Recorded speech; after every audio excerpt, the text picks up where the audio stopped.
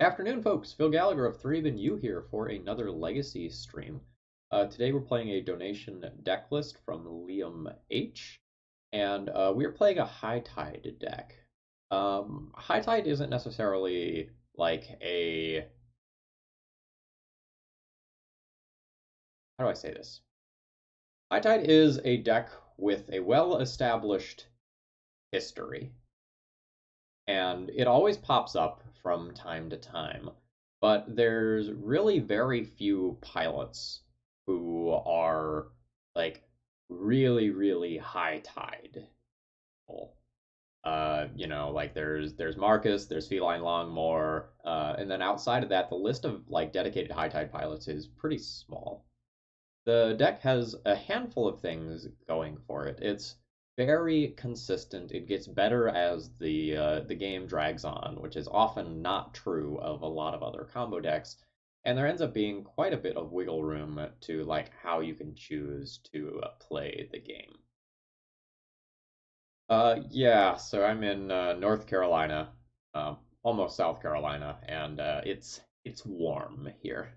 There's a handful of people moving in upstairs, and about an hour ago I went outside to take some stuff out to the garbage, and they were like, "It's hot. It's so hot already," as they're like hauling a washer up the stairs. So this version of High Tide is kind of unique in that we have Sphinx of the Final Word, which is an uncounterable 5/5 flying hexproof for 7 that says your instant and sorcery spells can't be countered. Which, if you take a quick look at this deck, that's everything. So, like, these can't be countered in the first place. So, like, other than, like, the Grafdigger's Cages and Teferi's Realm out of the sideboard, like, everything that you play is uncounterable if you play Sphinx of the Steel Wind, or Sphinx of the Final Word. Kind of went on autopilot there. Alright. Drawn from Dreams is a really interesting card in this shell. If you haven't seen High Tide in a while, you might not be familiar with this one. It's just seen some play in show and tell decks as well. You look at the top 7 cards of your library and put 2 into your hand. So this is really good at finding you like multiple combo pieces at once. So casting a Drawn from Dreams can give you like a High Tide in a turnabout and represent like 10 or more mana like very easily. So the card's kind of bananas. It just digs for whatever it is you need, and like you're basically never going to miss because like you have everything that you're looking for plus 12 different cantrips to like find them as well and tutors. So like Drawn from Dreams is just like straight gas. In case you aren't familiar with the general plan of High Tide, the plan is to cast a High Tide to make your lands tap for more mana, and then untap them using things like Turnabout, Time Spiral, and Snap. That's the game plan. And then we usually win by casting a Blue Sun and making our opponent draw their library, or by casting a Brain Freeze and milling them out. That's the game plan, and the Sphinx here is kind of a secondary game plan, where if we have a bunch of mana early, we can just go like High Tide, Turnabout, Snap, Sphinx, and just 4-turn clock people. You know how True Name Nemesis is hard to answer? This is kind of like that. With that being said, let's just go ahead and jump into some games.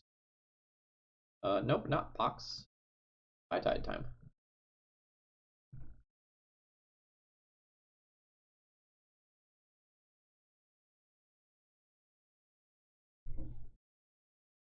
I have my Moto sounds fully muted.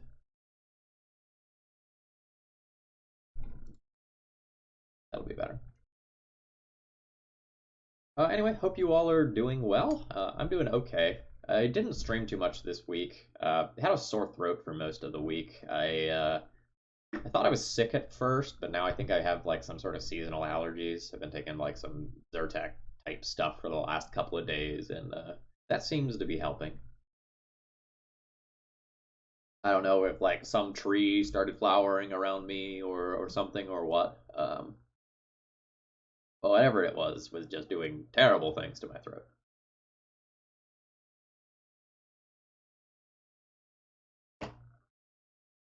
Other than that, can't complain too much. Since I didn't stream much this week, I played a whole lot of Monster Train. I recorded some of that because like Streaming is usually about a 3 hour commitment, whereas recording a Monster Train run is about an hour commitment.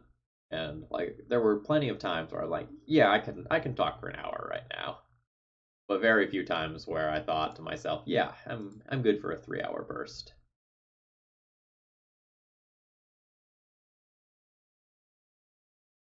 Nope.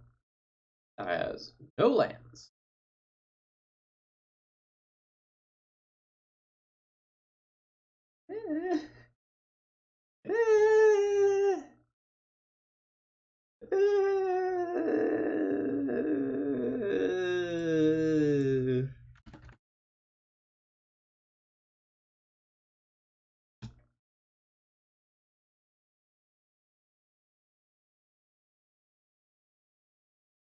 Opponent has been playing Loam, so Drawn from Dreams is theoretically pretty good in that sort of matchup.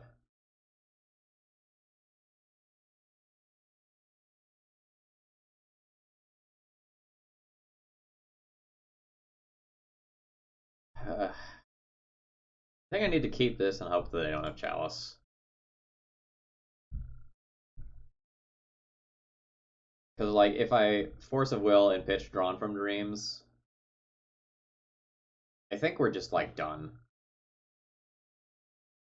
So Candelabra is not a requirement in High Tide. And it's, like, definitely a card that is fine. But it's not a card that is by any means necessary.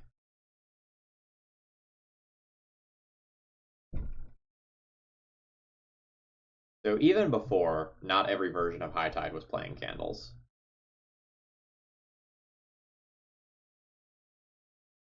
So there's always been a handful of different high tide variants. Some of them play reset and try to go off on the opponent's turn. Some of them uh, play card advantage engines like predict or accumulated knowledge instead of candles. Like you have real options. Yep.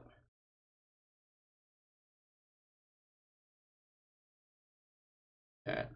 We're just gonna single-handedly lose to Oko. That's okay. We really don't have anything going on after our mulligan. Hopefully our opponent doesn't have anything disruptive, and we can just like draw from dreams into go off. But if that doesn't happen, I don't know what we're doing with our life.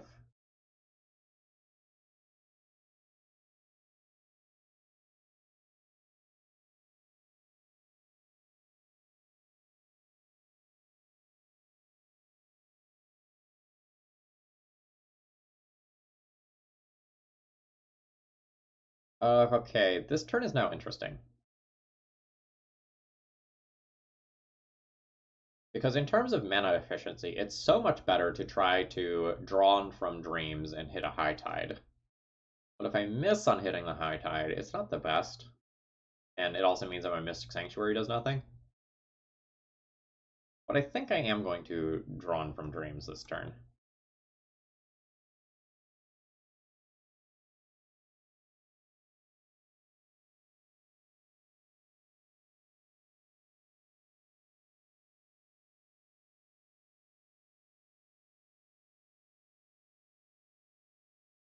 Note that the Mystic Sanctuary here, like,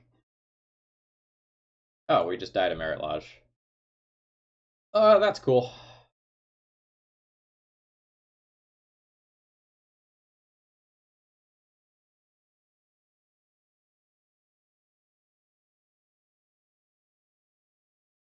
All right.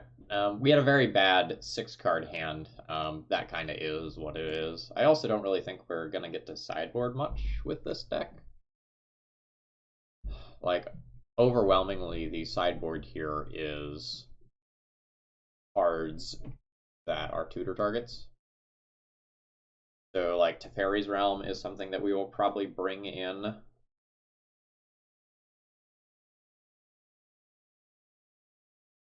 To answer Chalice. And then we also will be able to Cunning Wish for a Hercules recall to answer Chalice.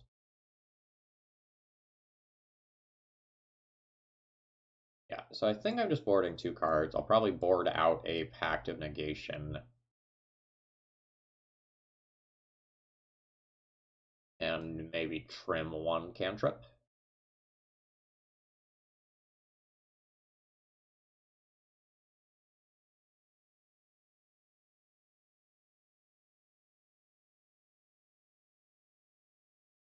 So my opponent is... Actually, no, I shouldn't board into Fairy's Realm, right? So my opponent showed me crop rotation, which means that they're more of a lands deck. In which case, I should play Preordain. Oh, no, JK, we're playing Teferi's Realm. Maybe it'll be fine.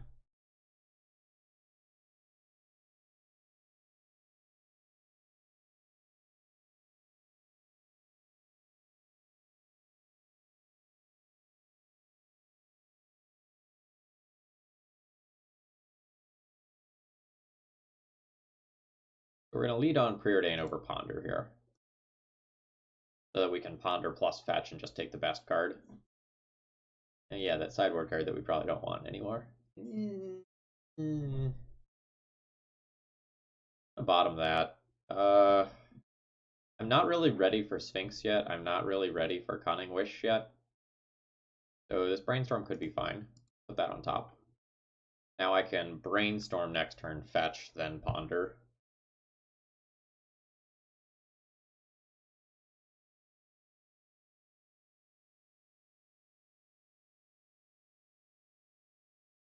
Yeah, it's not like the Teferi's Realm is going to be dead or anything. It's just going to be worse than I thought. Yeah, that's fine. We will beat a Sphere of Resistance very easily over time.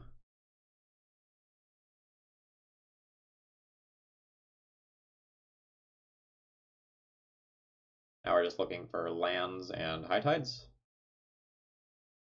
Yeah, this is fine.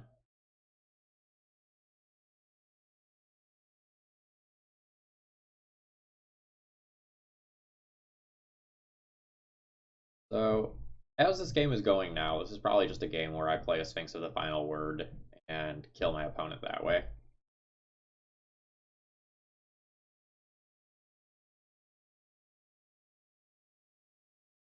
I can Brainstorm and fetch away 1 card here. That's fine so that I do something with my mana this turn.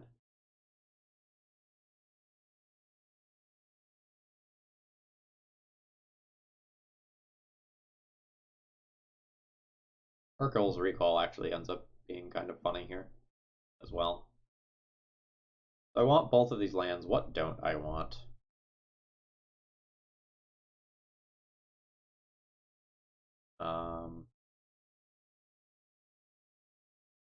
When I'm missing the High Tide, the Turnabout isn't great.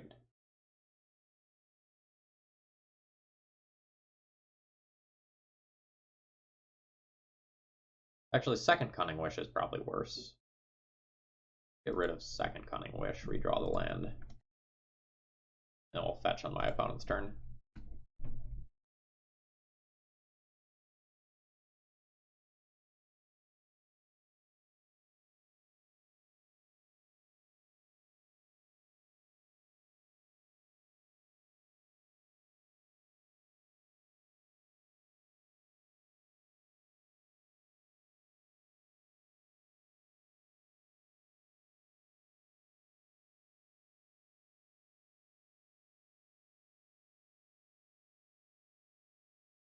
The next turn in my upkeep, I can Cunning Wish.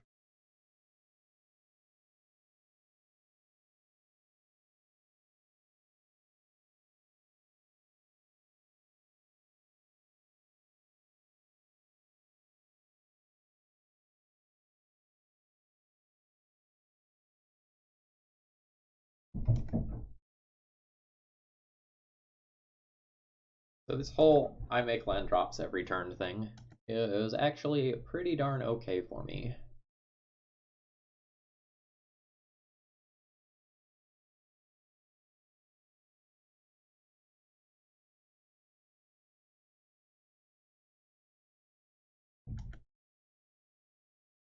I don't think I want a Mystic Sanctuary. I don't think I want to expose my lands to Wasteland.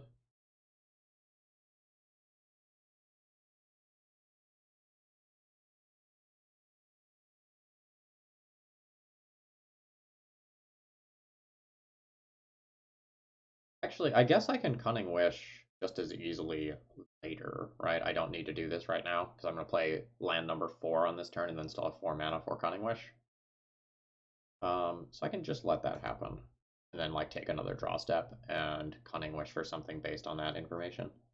Oh, right, second port, so I can't do that. No, that's fine.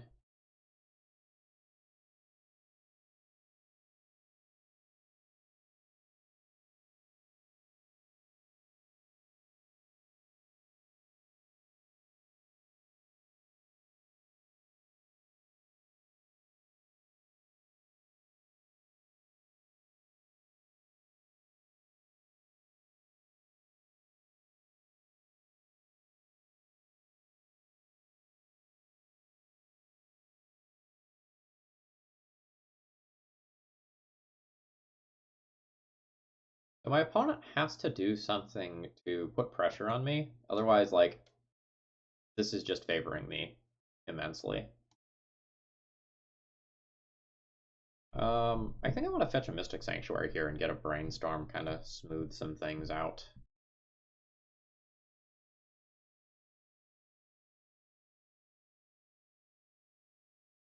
But, like, it's possible that, like, since I can just keep making land drops, I'm supposed to just keep making land drops.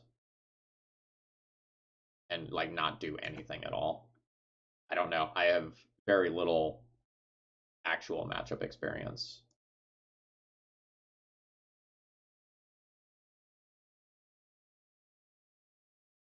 This is a turn where I just Cunning Wish.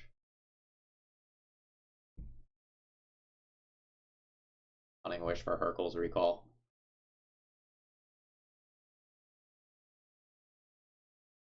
Seems fine.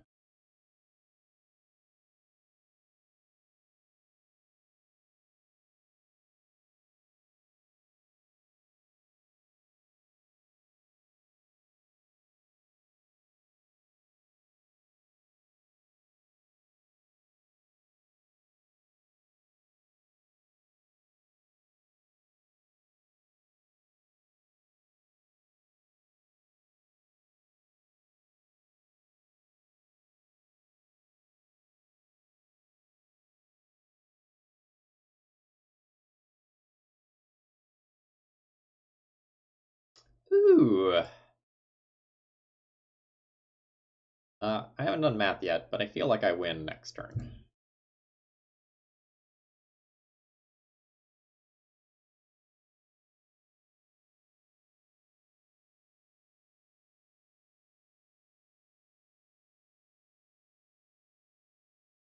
This is our first match, so very little data thus far.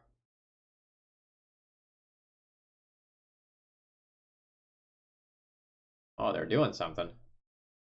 They're casting a Light from the Loam. Okay. You have stopped for shot importing me? That feels dangerous.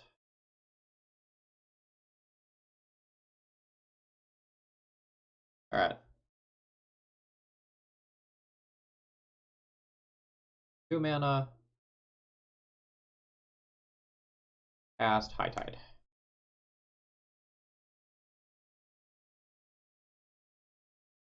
Have 1 mana floating, cast Hurkyl's Recall. Turn about myself, and then do some stuff.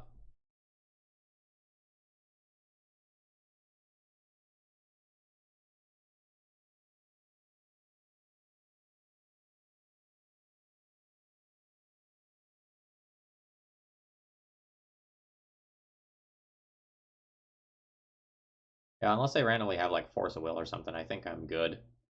I think I'm going to attempt to do all of the things.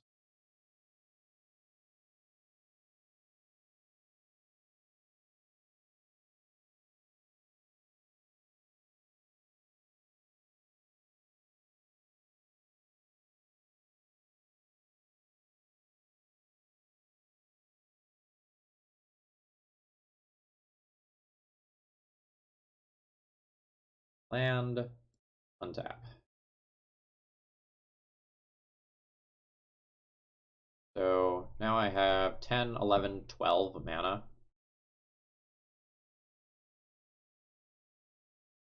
I can do both of these things. I can also like do this brainstorm. Let's do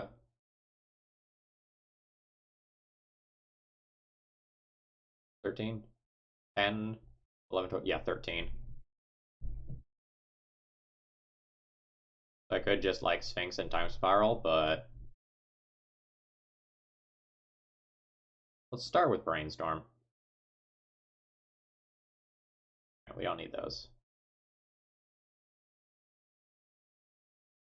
I have not played a land yet. I guess let's Drawn from Dreams, see if we hit a land. Slash, do I even want a land? I get one.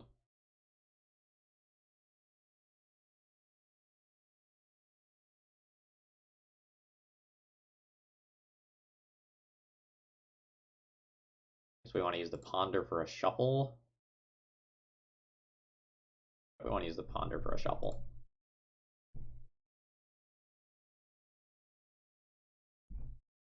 Cunning Wish probably does something. The Turnabout in there. There's a Turnabout in there, so that's fine.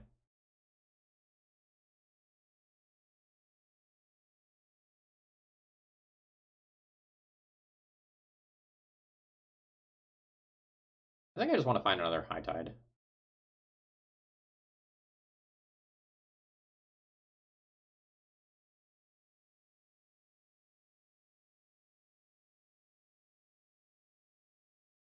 I think the Teferi's Realm glitch is now fixed. They retemplated how that card works on Magic Online.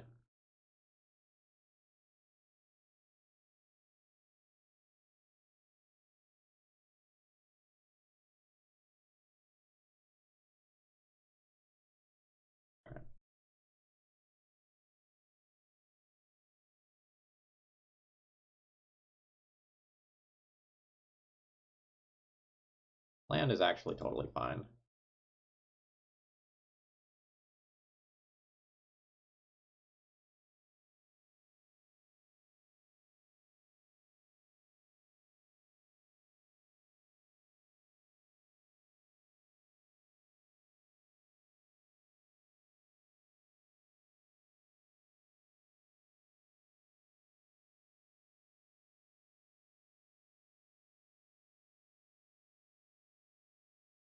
I just want to draw a bunch of cards. I'm just going to make a bunch of mana and then Time Spiral with the billion mana.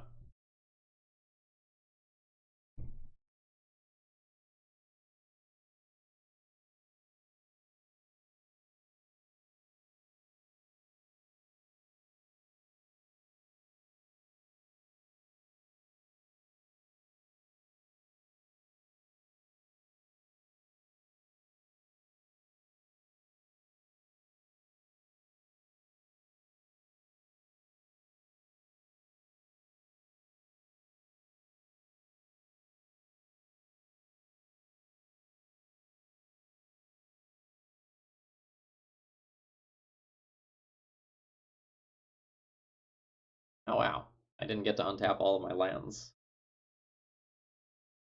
How unfortunate.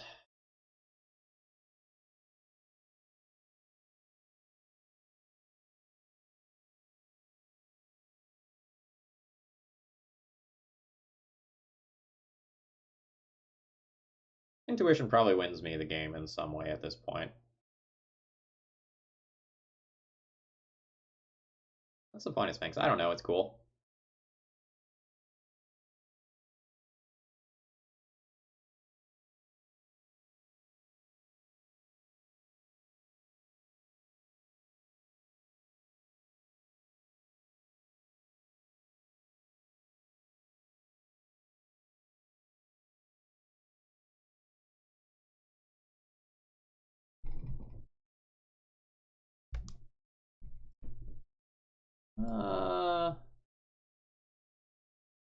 I guess like just triple Drawn from Dreams.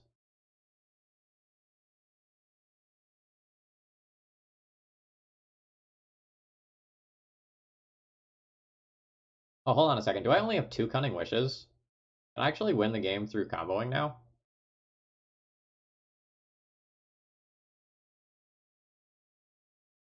I can't win the game through comboing without Cunning Wish because there's only 2 of them instead of the normal 3? I wasn't planning on that. Okay, that's good to know. That's something I make a mistake with one time.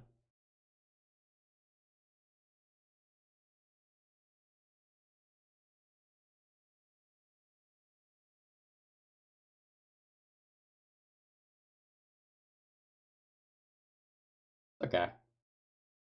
We will just get a whole bunch of Force of Wills and counter everything that my opponent does for the rest of the game. This will be fine.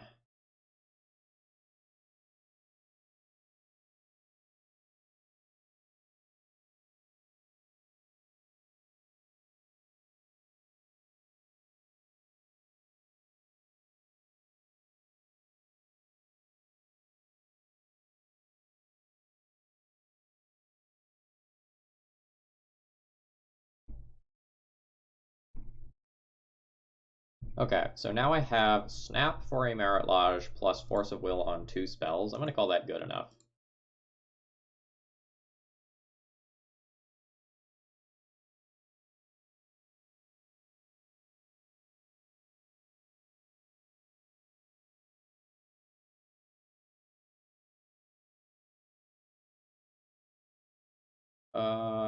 Yeah, that card does not contribute directly to my death. Yeah, I'm fine with that.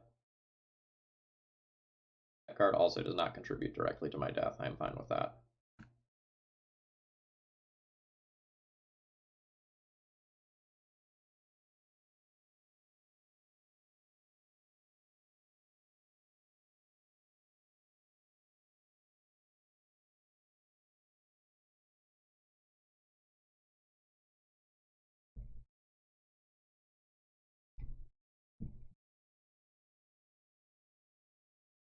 Yeah, every other version of this deck that I have ever played has had 3 Cunning Wishes, so I thought I was good.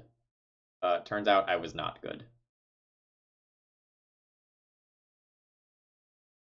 So Oko buys 1 turn by making 3 life, so I think I go ahead and counter that, and then I still have a counterspell for whatever else they have.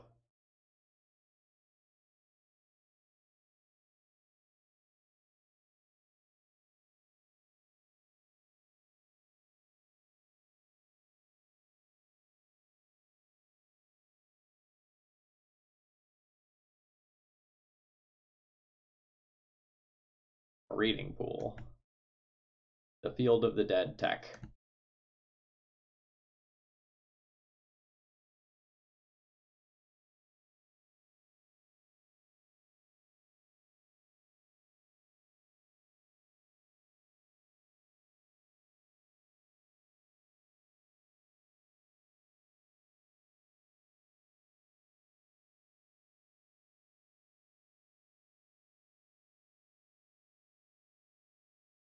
Alright, so Cunning Wish is like really important to this deck winning. Did not realize that. Could like board in a win condition, so that doesn't have to necessarily happen.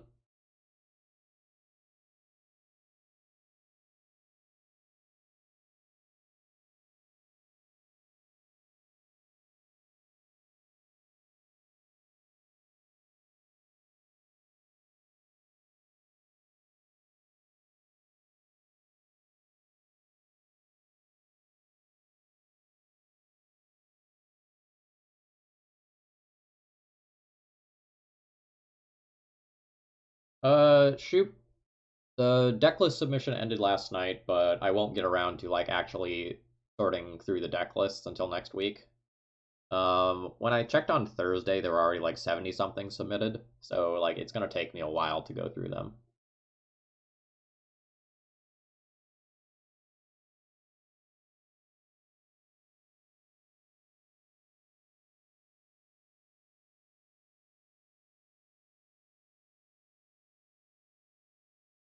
Um, I don't know that any build of High Tide is like particularly super well positioned in the metagame where more people would be playing it, right? So it would just treat this as an experiment more so than anything else.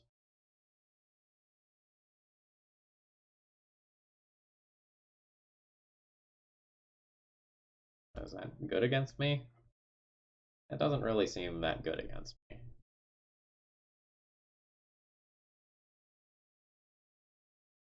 Oh, nice.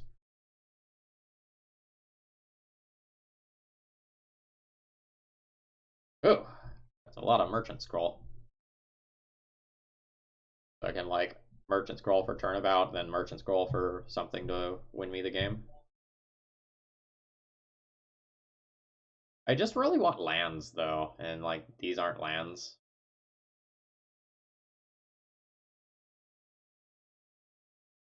That's a land.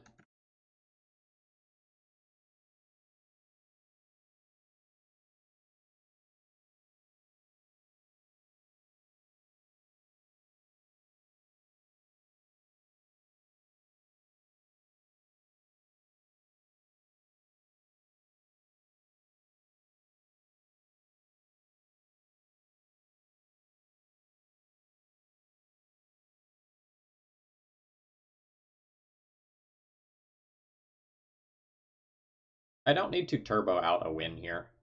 I can take my time.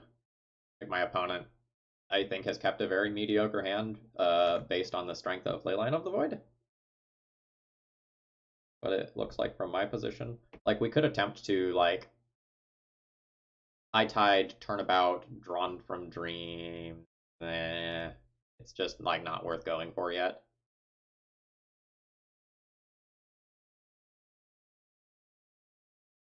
And think about Cunning Wishing on their turn.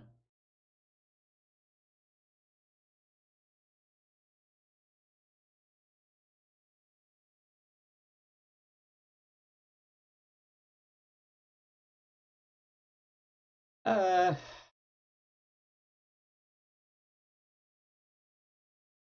I guess.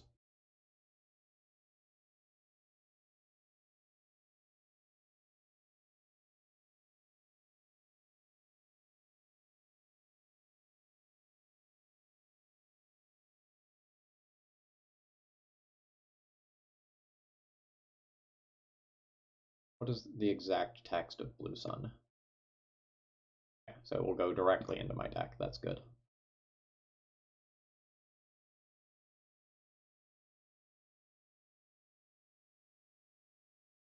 I think I'm drawn from Dreamsing in on my next turn and then trying to go off the following turn. But I think I can go ahead and pull a win condition here. And I think it's going to be Blue Sun.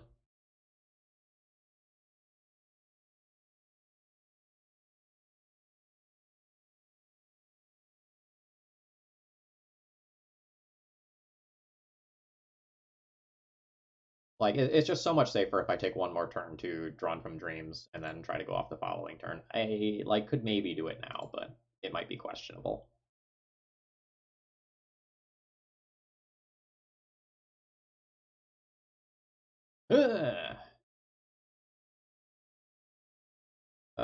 With another High Tide, I get a lot of mana.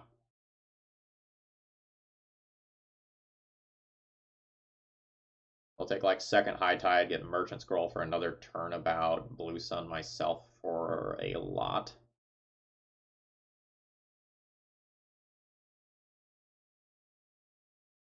Is probably the plan.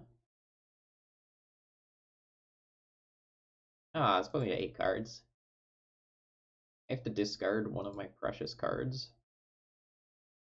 What a shame.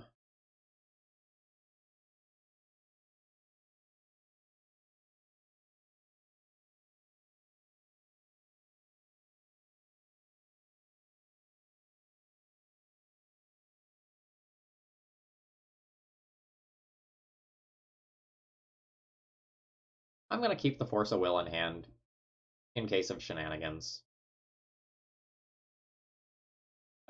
You can have Sylvan Library. I think you're dead.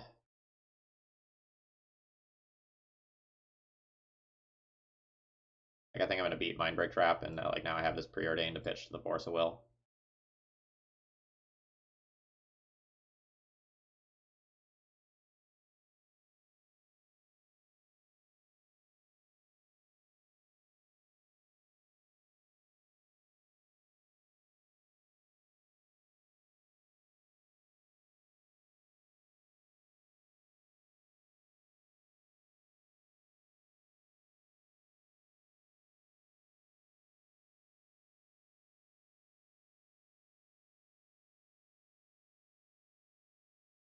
About target me. Pay to land. Untap. Do I blue sun myself for a medium amount right now, or do I just like turnabout again? Let's preordain first. The preordain is like my just in case for Force of Will, I guess.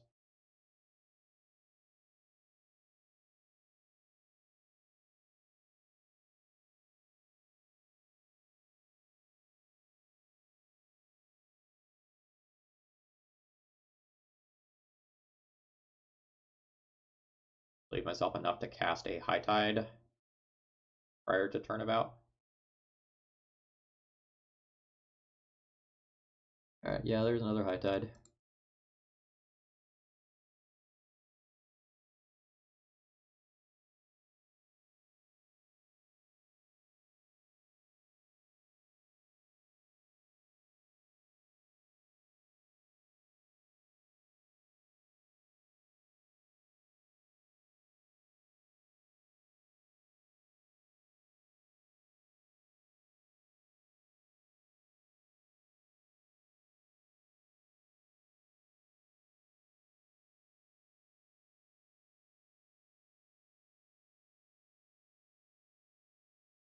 Actually, just how much mana do I have?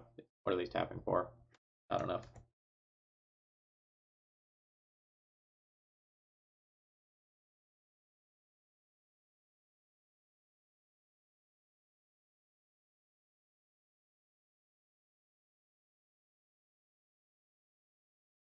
I can snap that if I need to generate mana.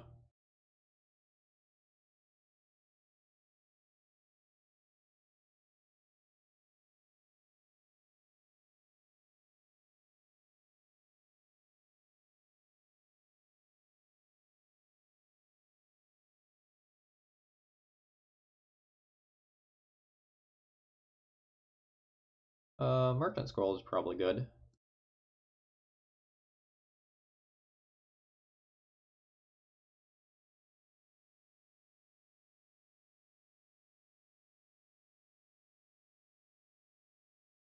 The last High Tide. Actually, do I just like mill my opponent out here? Probably just mill my opponent out here as soon as I find a Cunning Wish, so I should just like take the turnabout.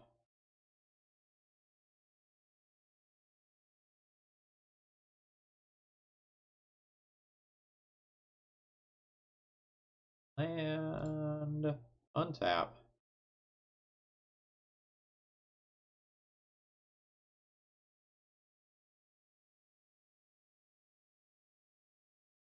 I just snap to generate mana at this point.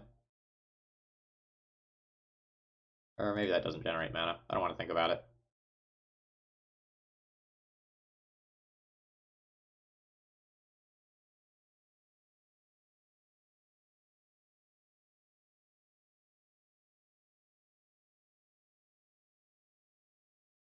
Okay, so there's Cunning Wish for lethal.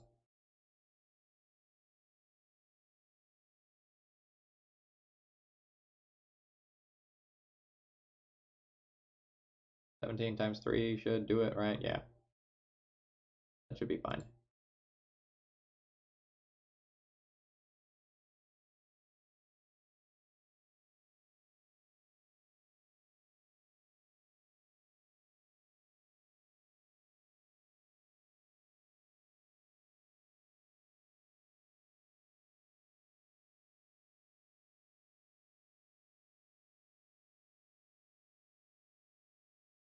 I really not auto yield to this?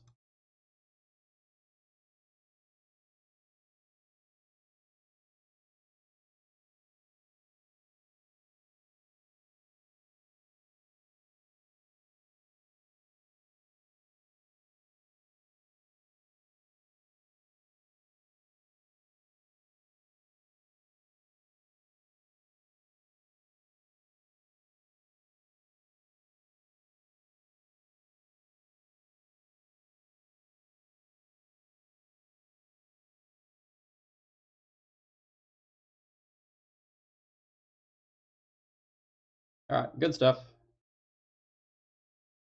Alright, sorry I kind of had to ignore chat there. I'm not proficient in High Tide, so, like, it takes me a while to figure things out. I'm going to take 30 seconds and just kind of refresh and reset myself after that one before going into the next one. I will be right back.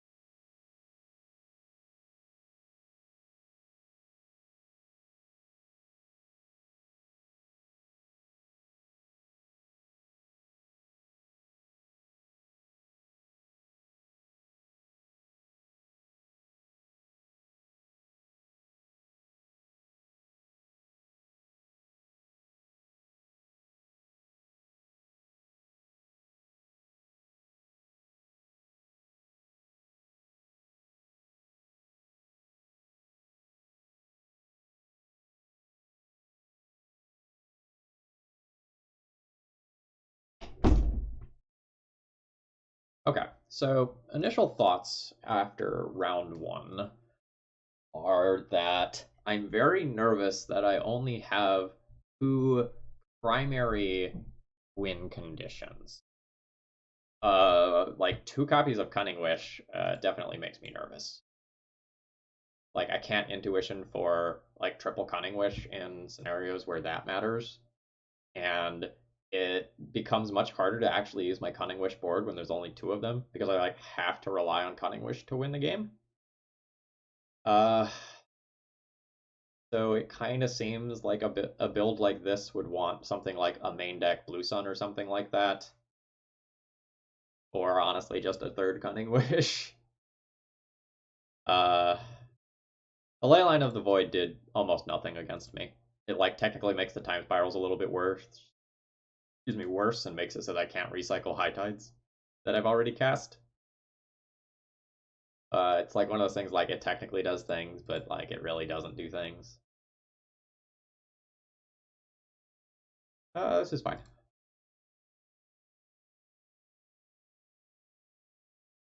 So like it makes me capped out at 4 High Tides, but that shouldn't be a problem, right?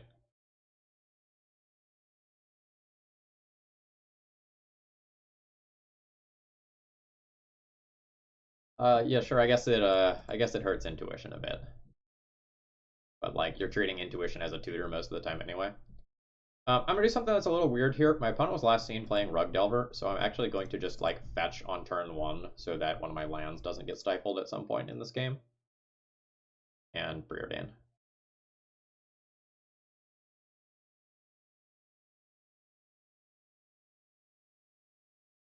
Yes. Yes to both.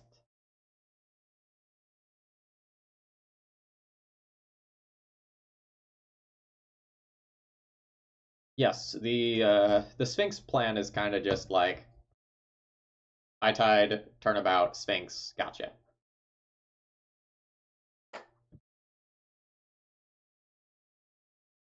So this is kind of exactly what I'm talking about. Like we probably don't even like show them the Misty this turn and just make them more inclined to tap out for a Tarmogoyf.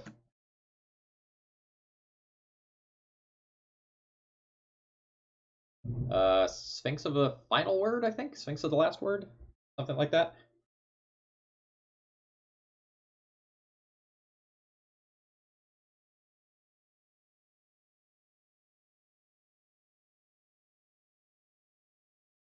This would definitely be a matchup where, like, if I just get the opportunity to cast one of those early, I just do.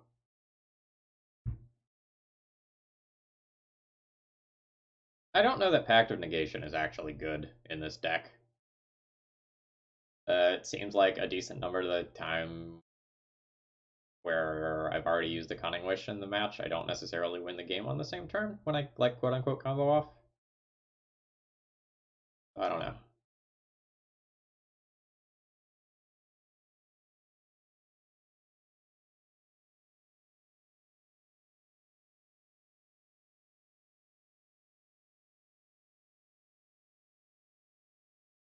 Cast a Brainstorm into a Spell Pierce. Good.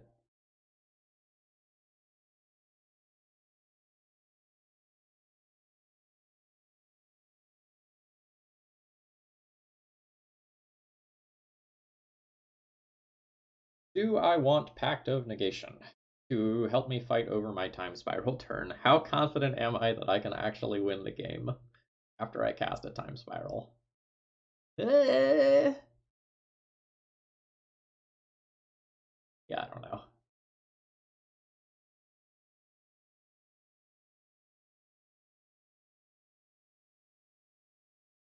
Really weird. Like, it's my only piece of protection right now.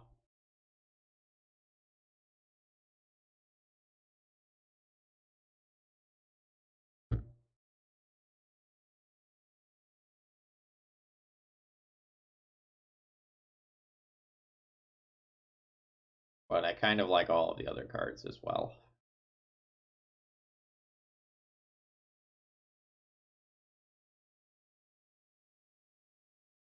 Uh, like, this is a one of, so I'm not probably going to find it again if I get rid of it here. This may be a time where I just, like, hang on to it.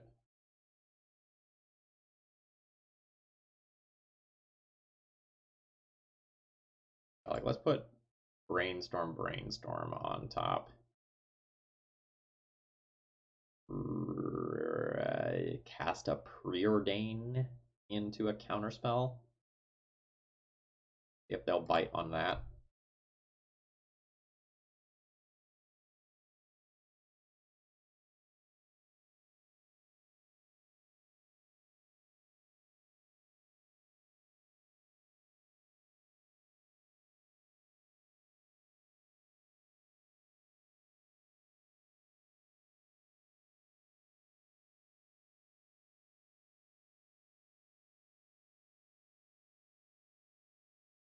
Alright, we got to play around Stifle, which is great.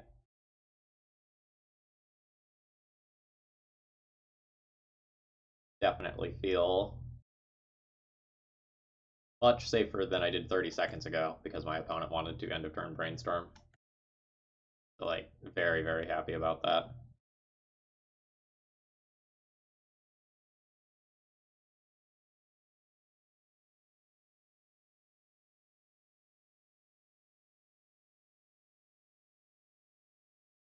So I'm going to Brainstorm in response to that to make it look like I care, but I don't think I care.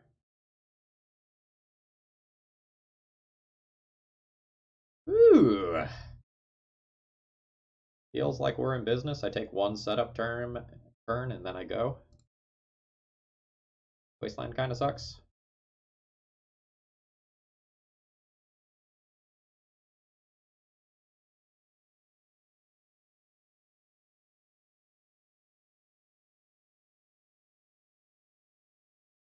The question is, like, what do I cast this turn? Merchant Scroll plays around Days, Drawn from Dreams, doesn't.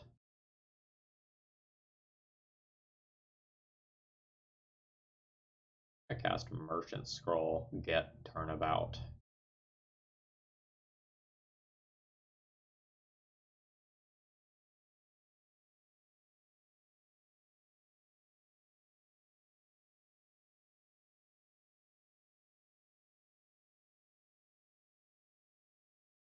I could also just get another High Tide, which might be better.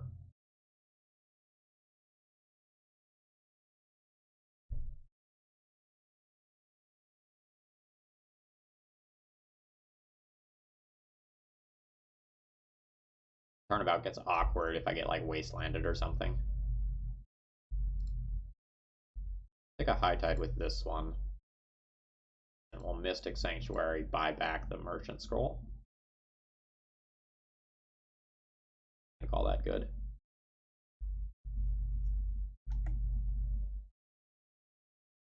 So the only thing that's kind of spooky is like opponent might just literally have a fist of like 4 or 5 counterspells, given that they have not played anything that pressures my life total in the first 3 turns. Like, yeah, there's Oko, but like, what did my opponent keep if their hand looks like this? Right? That's kind of what I'm thinking about.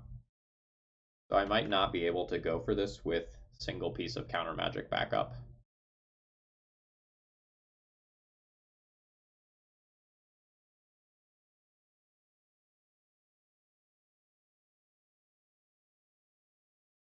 That's what's unclear to me at this time. Bottom, they're digging.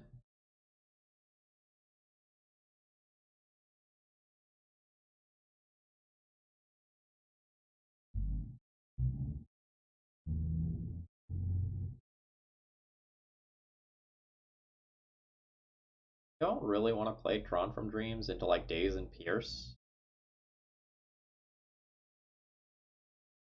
but maybe I need to like get counter spells out of my opponent's hand. Because this seems like the sort of thing that you just like have to counter. And I'm really trying to do this to make a land drop.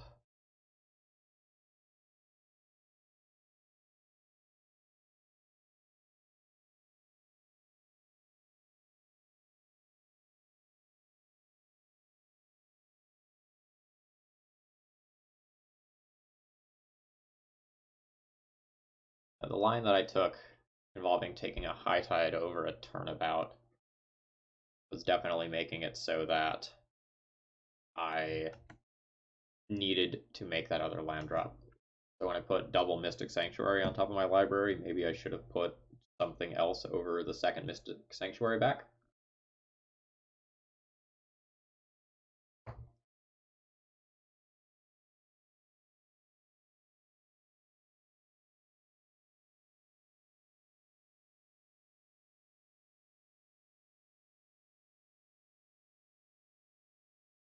As of right now, I have High Tide with 1 floating, 3, 6, 7 mana available, so I could like Cutting Wish for Turnabout and attempt to go off immediately, but I lose to Daze or Pierce, or, well, I lose to 2 counter spells doing that line. Much safer with a land.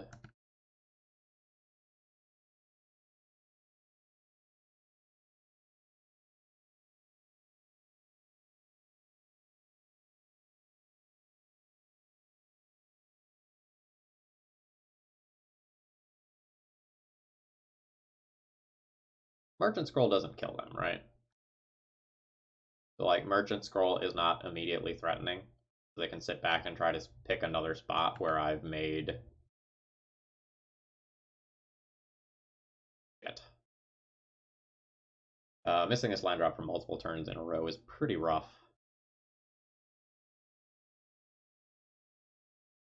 And now I am going to lose to 2 counter spells. Some lines involving Snap. That get interesting?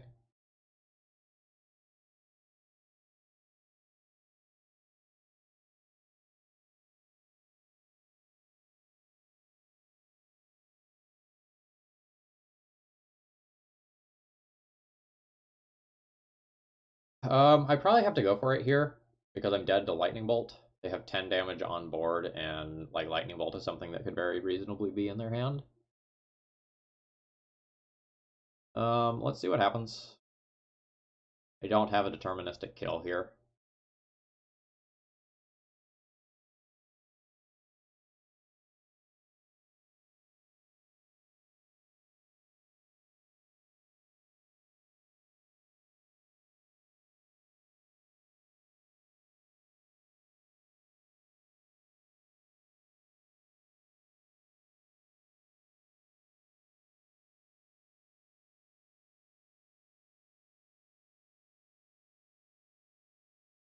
Okay, so they have smartly Force of Will the High Tide instead of the Pact of Negation.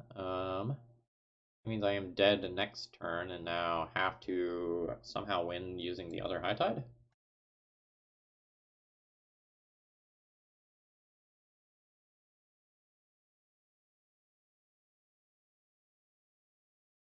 I cast high tide. I have 4 mana available to me.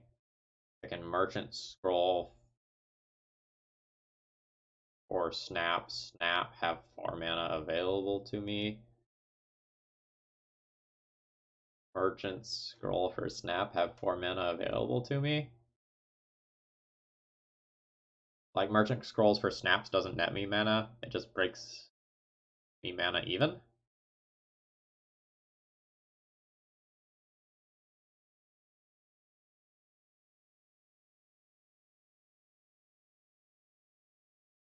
Yeah, I think I'm dead. Like going over it again. High Tide taps this land. I have 4 mana available. 2 mana Merchant Scroll. Get Snap. Snap this. Untap 2 lands. Have 4 mana. Merchant Scroll. Snap that. Have 4 mana.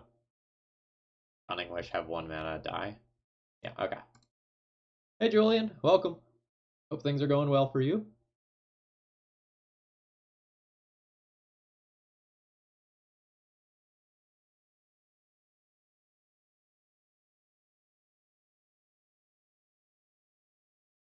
Yeah, I heard about that.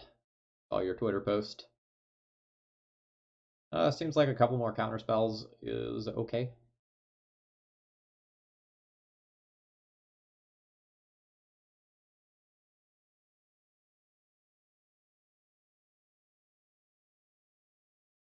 Seems like this is just too risky in this matchup where they can fight back.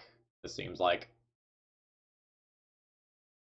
kind of a goldfish situation where like you're going off and you don't expect your opponent to be able to fight more than once, so this just forces you through.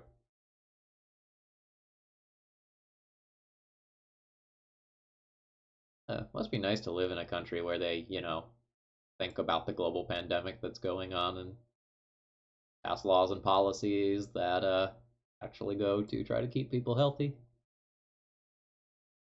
I mean, America's the greatest country in the world. What?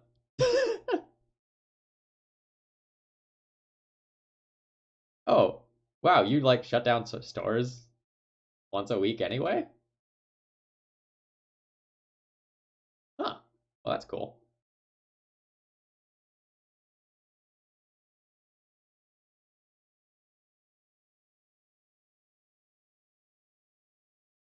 I don't really know how to sideboard. I can't cut the cunning wishes. That much I'm very sure of.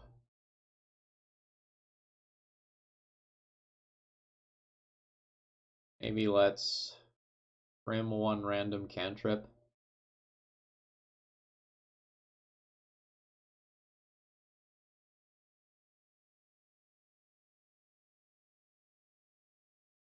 And I don't know, maybe if we're going to bring in more flexible counterspells, I actually trim one Force of Will. I get to play around the soft permission, so I really only need to beat like Forces and Flusterstorm, or yeah, Flusterstorm I guess is a pain, but like this is bad against it.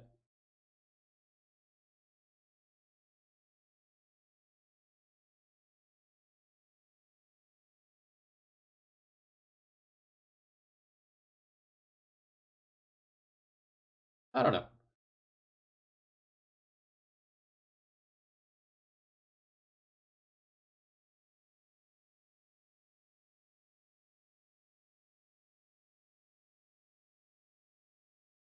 So they shut down major grocery stores to give smaller, like local food markets and such, a chance to make some sales when they're closed. That's kind of cool, I guess. Uh, keep.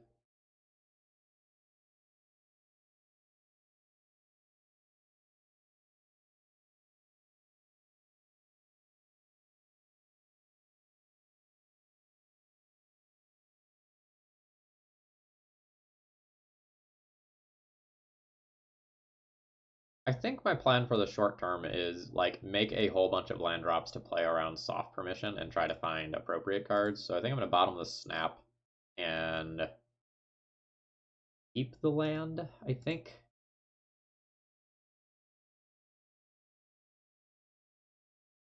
Uh, so we won our first round, but we definitely lost a game because I thought we had 3 cunning wishes instead of 2. So like you don't have access to lines like intuition for cunning wish, and if you use cunning wishes early to like take things off the board, you lose the ability to actually get a win condition later, which is super awkward.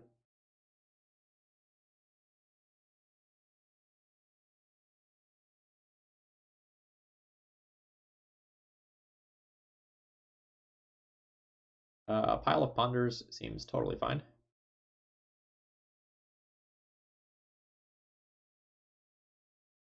So now do I just like cash in a ponder for a ponder and smooth out the cards below it a little bit? I think so. Like the other question is, do I just want to fetch while fetching is safe? I want to fetch while fetching is safe.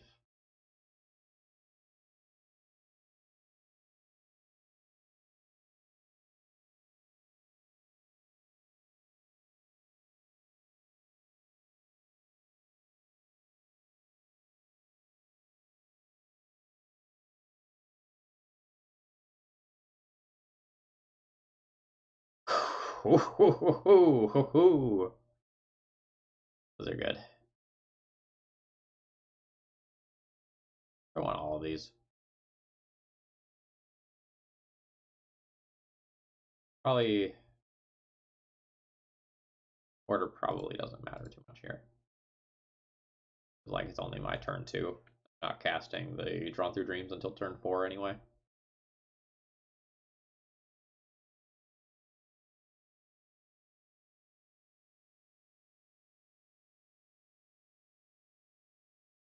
So the big thing we're looking for off the Drawn from Dreams is an untapper now. We want to like be able to play High Tide, untap our stuff, win. We can Cunning Wish for an untapper, but since we only have 2 cunning wishes, like casting a cunning wish to get something out of your sideboard that isn't a win condition really sucks. So I don't know if I'm gonna do it, but my opponent doesn't know I only have 2, so there's that.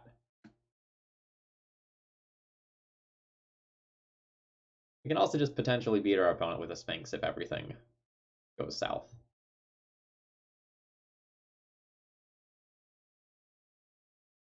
Can't use your washing machine on Sundays because of noise laws. That's really interesting.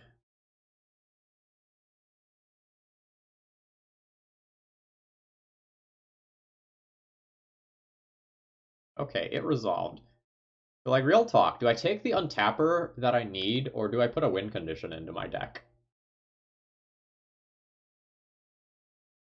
I think I have to take the card that I need. But like only 2 cunning wishes is so incredibly awkward.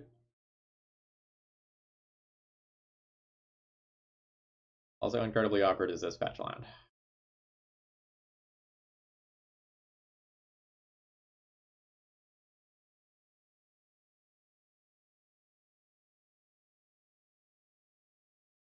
I would like to just fetch for a basic island.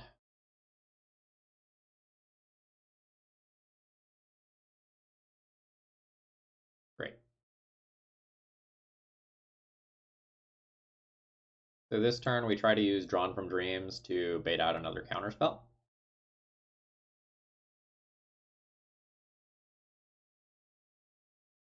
Yep, that's fine. I know my opponent has a lightning bolt, so my life total is a little lower than it actually looks.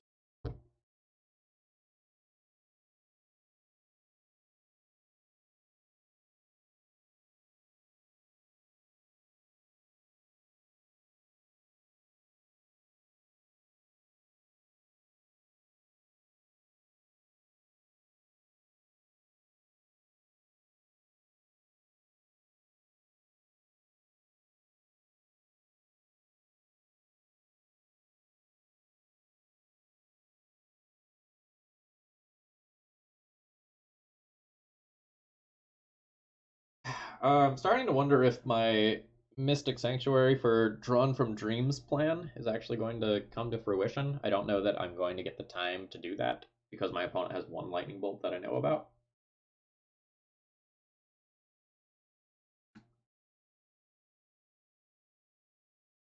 But the thing that sucks right now is like I'm essentially going off without any protection. But I don't know they get to wait because if they have one more lightning bolt other than the one that I already know about, I'm already dead.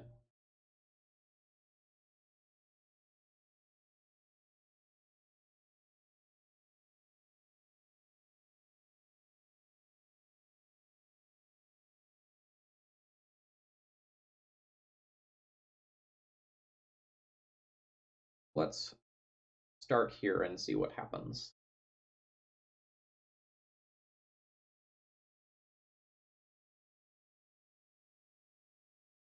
Force pitch a Preordain. Okay. I can now play land. High Tide Turnabout Time Spiral.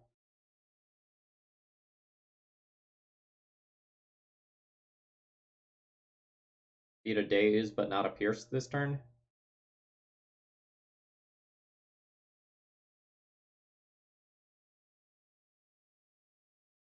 I'm a simple man. Someone hands me $12 and I play a deck. That's how it works. And I appreciate the pun, Julian. I really do. That was strong. Uh, so I'm just dead to Lightning Bolt or Cantrip for Lightning Bolt. Maybe I'm supposed to YOLO here. I can cast another High Tide, and we'll see whether or not it resolves. It does not. Okay. So that means we now Mystic Sanctuary, put a High Tide on top of the deck, and we attempt again next turn. So next turn, like, we are just like YOLO going for it. We cannot beat anything.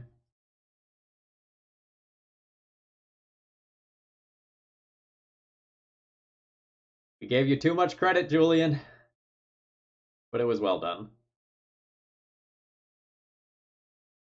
Second lightning bolt. End me now. Looks like it.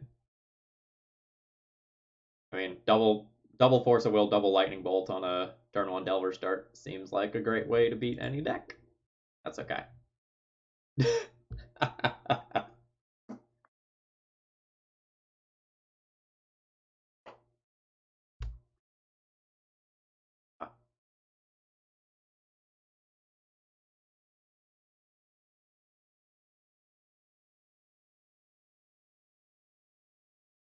Yeah, I've baffled chat's mind by just like not conceding with a hand of 5 planes and playing out a game, and my combo opponent is just like, do I go for it?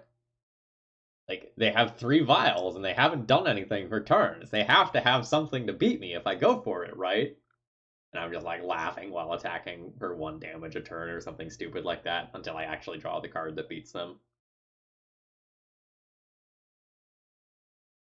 Uh, really weird the mind games that you can play sometimes.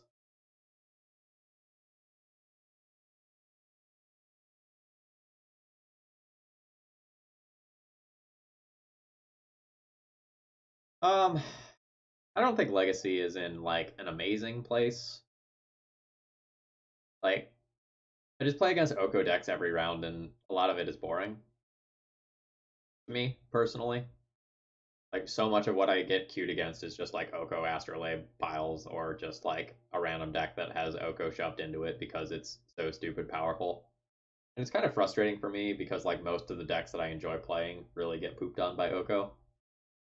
And like large legacy events aren't firing on Magic Online right now. Um, it's okay. Like, I'm just not fired up about Magic right now, more generally.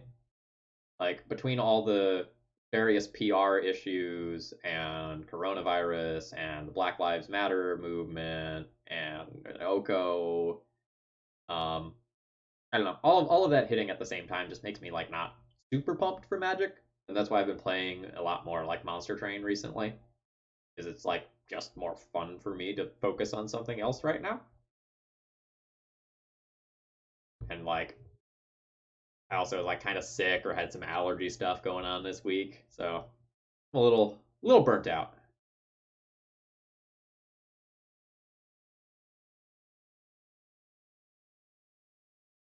We have an okay hand. I think my opponent plays Loam. We can force a challenge.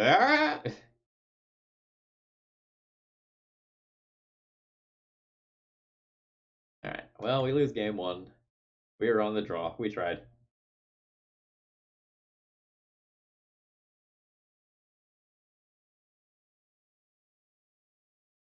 Oh, it's not like I've been like stopping from making content. Ooh, clarify. Like I've recorded, I think almost 10 Monster Train videos this week. So like I have next week and the following week's Monster Train videos pretty much ready to go. And I spent a lot of time working on like the deck building contest.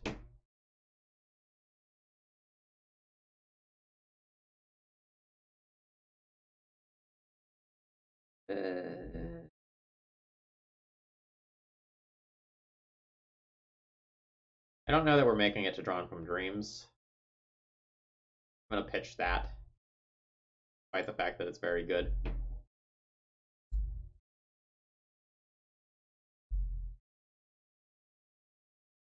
But like, I haven't played a Magic League for my own pleasure in a very long time. That's probably a better way to like state my current thoughts on Magic.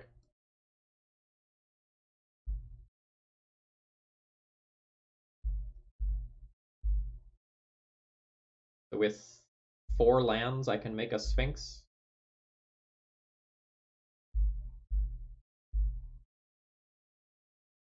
No, I need 5 lands as of right now. I don't have an untapper that's consistent. This snap is going to be pretty good. But I also want to like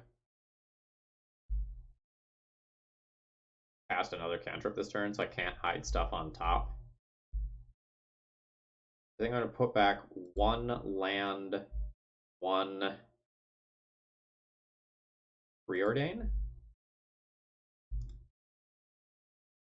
and we'll like fire through the other Preordain. I could have fetched a Mystic Sanctuary to put Force of Will on top. That might be something I'll think about doing next turn.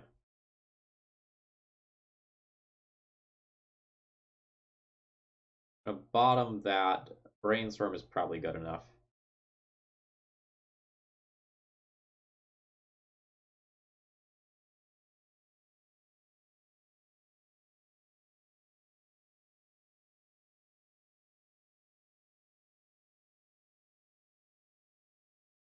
Yeah, there's a lot of travel restrictions right now, which as a whole is probably a good thing. All right. Thoughtseize pokes a large hole in my plan in multiple different ways.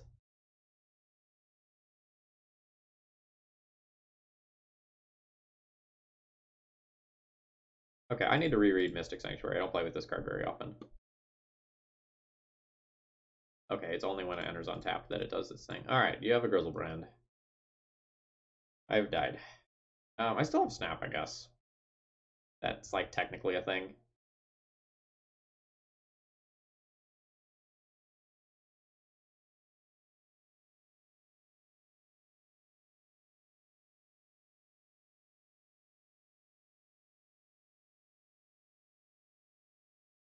So I guess we Snap Grizzlebrand and Brainstorm to look for a Force of Will. So I guess we Brainstorm first. Oh, maybe that's not true. Am I brainstorming 100%? I think I'm brainstorming 100%.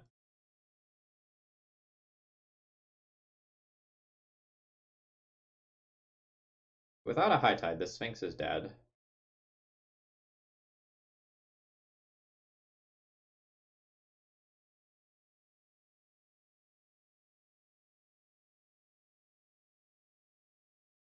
Uh,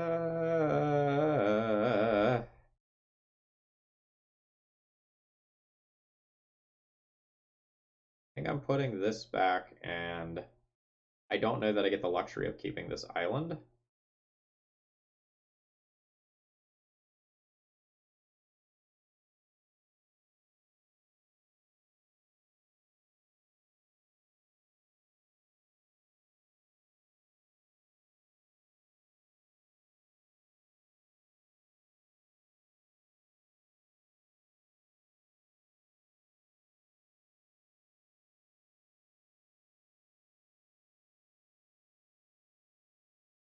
So I get to Force of Will their first reanimation spell, which is going to leave me with only a Brainstorm in hand. They play a discard spell first. Kinda screwed.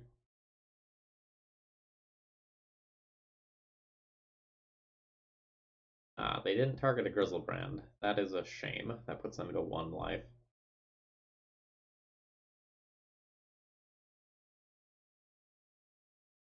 Yeah, we resolved 2 Sphinxes and won a round with them.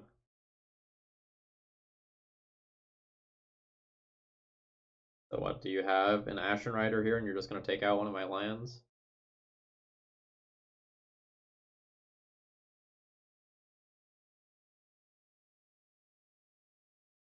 Yep.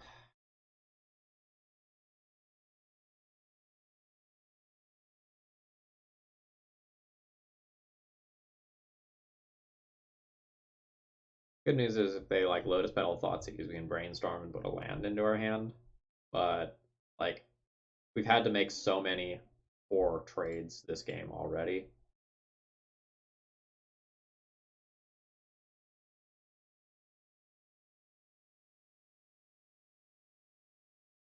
Uh,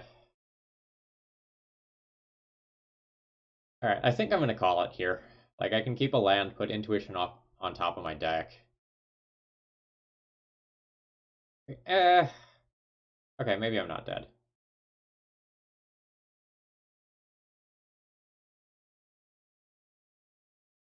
There is a line that wins me a game. It's real weird.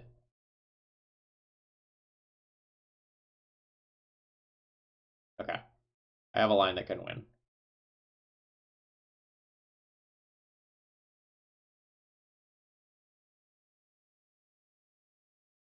It involves my opponent not having a discard spell next turn, though, which is super sketch.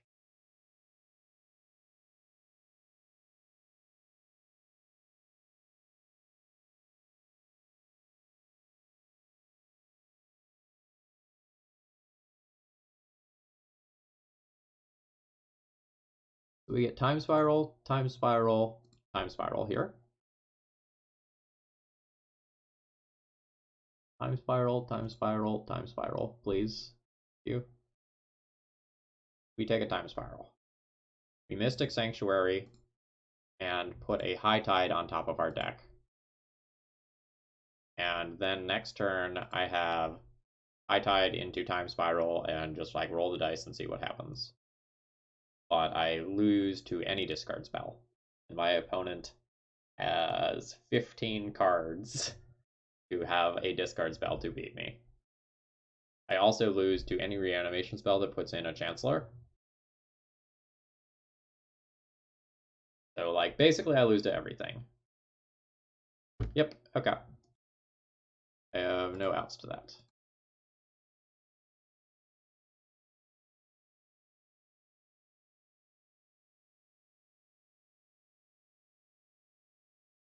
Alright. So, Grafdigger's Cage and Surgical are great. I think I'm just going to board all of them in rather than, like, leave one in the board for Cunning Wish. Again, I don't think that with 2 Cunning Wishes, I really get to tutor for sideboard cards a lot of the time. I think I will play Flusterstorms. I don't think I'm going to play Pact of Negation.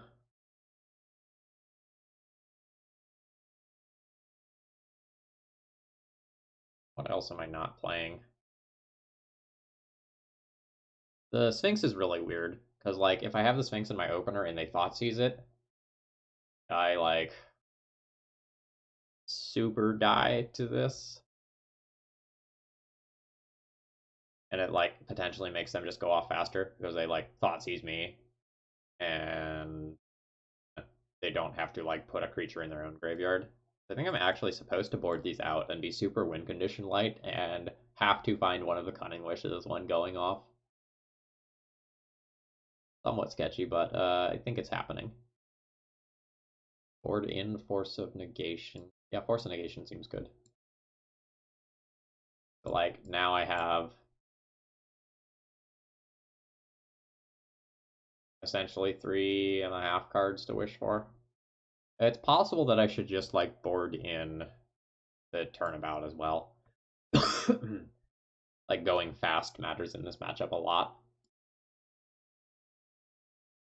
And I'm not very good at going fast.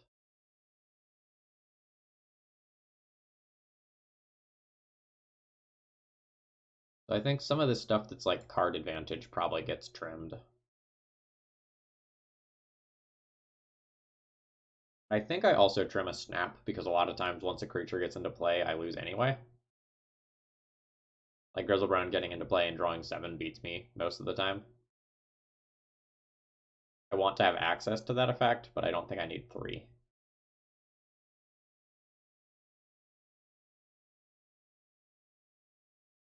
Yeah, I am all about like legacy seeing changes and such. Like I'm totally good with that, but I'm not I'm not super good with legacy being the format that showcases the last year and a half worth of cards. That's not what legacy has ever been about. Like legacy has been this format where like you get to play what you want, it's powerful, you get to like showcase cards from throughout the format's entire history, and now it's just like not that format anymore. Now it's like play some of the best cards ever printed, supplemented by, well, it's the other way around. It's like play the best 2018, or sorry, 2019, 2020 cards supplemented by the best cards throughout all of Magic history. And that's been frustrating.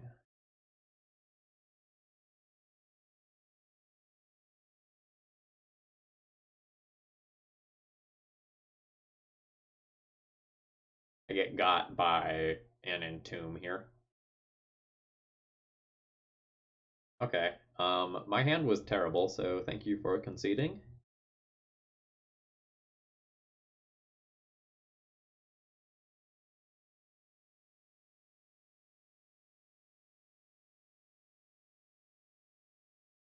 Yeah, I mean, I'm 100% taking that.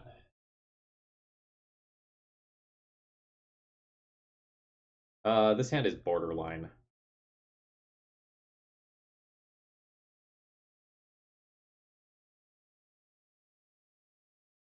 Like, it has a Force of Will. It has access to a High Tide, but there's, like, not a lot going on with this hand. Yeah, these Saturday streams, the weekend streams tend to be European friendly. So, like, the issue is I don't actually have any cards in hand that do anything. Like, for the matchup, like, Force of Will buys me time, but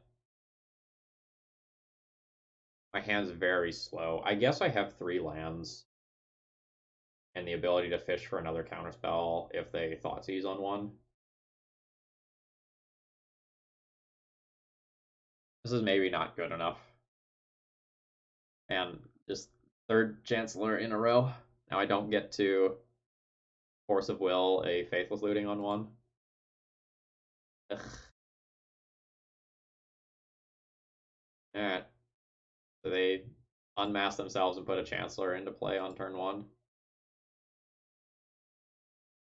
Oh, sorry, there was a Grizzlebrand there as well. Alright. Fun game of Magic.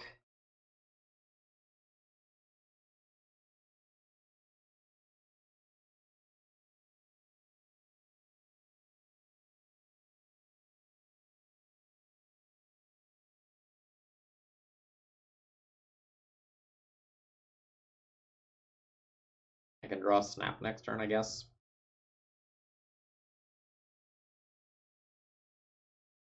But like the damage is done, my opponent gets 7 more cards. I've lost this one already. I cast Ponder and clear the Chancellor trigger so that I can force a will something if I need to.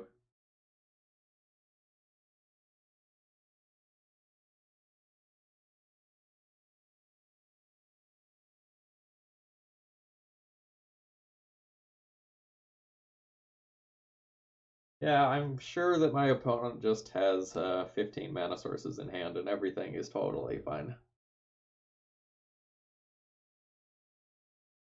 Alright.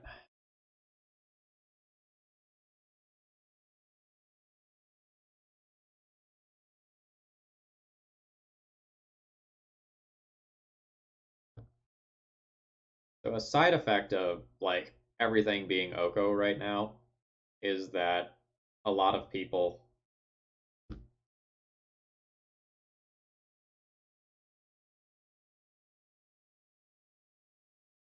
you just have Children of Corliss and that's actually a good play, or did you just like savagely misclick? You just savagely misclicked. Alright.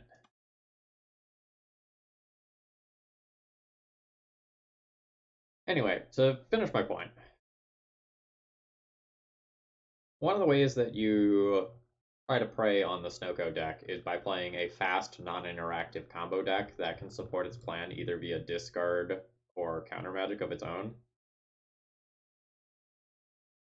So a lot of the fair non-Delver decks are kind of being forced out of the format, which means almost every round that you're playing ends up being against Snoko or the fast combo deck.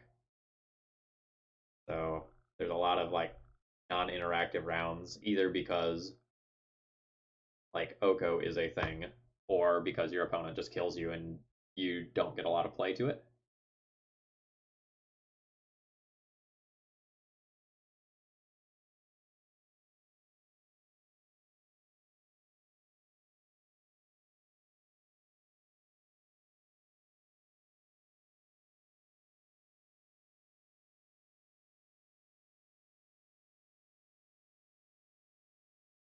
Oh.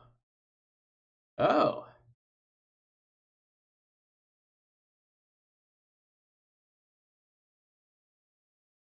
Well, this is exactly what I'm talking about, but from a very different perspective. Slice Desperate Ritual onto Desperate Ritual.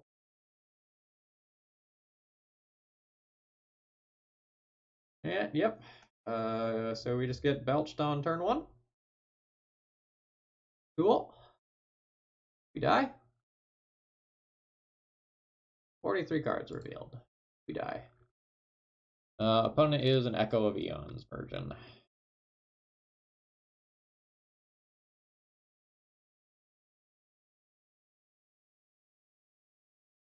If they're an Echo of Eons version, I should probably play Grafdigger's Cage.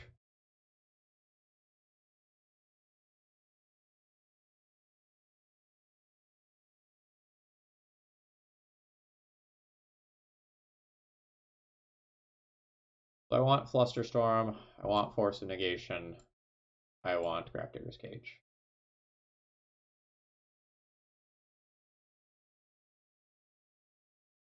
I don't want slow things.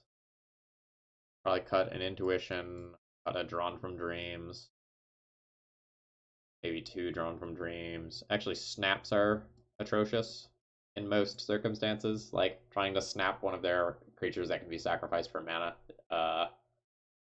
does not seem great. Maybe we'll. What does this do? Like literal 3 mana counter spell. Probably rather have another Drawn from Dreams to dig for important things if I've already stopped my opponent once. Yeah, the Gyruda deck was very frustrating to interact with. It was.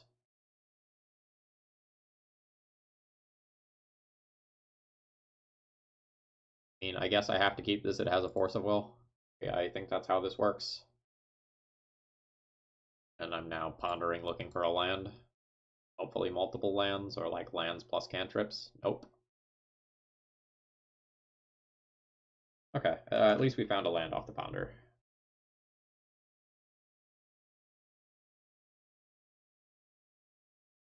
So when you submit a donation, $12 to get your deck list on stream, you are submitting a deck list along with it.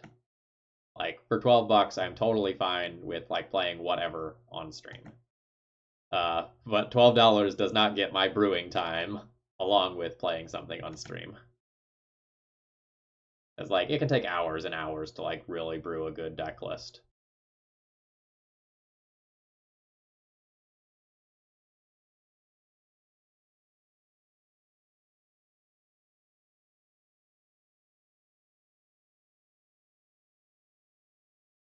This is the point where I should consider countering this spell because of Empty the Warrens specifically. But I'm stone cold dead to like an Echo if I do this. So I'm gonna beat Echo and Belcher with the line that I took Gamble. So now I let you also sacrifice the LED, and I get the Echo of Eons as well. Yeah, go for it.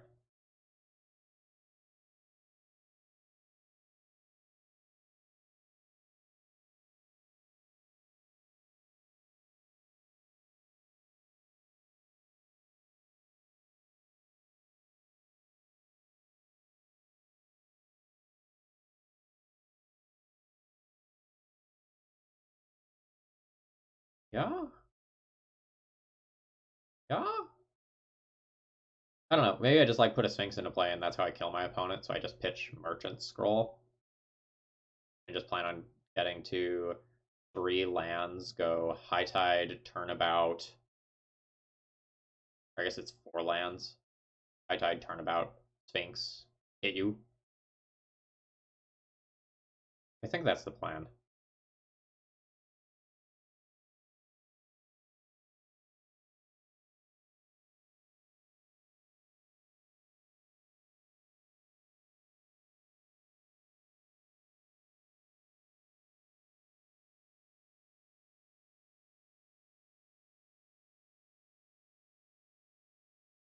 Yeah, I'm really glad these people are conceding after they fizzle because my hands have been utter garbage every time they've conceded.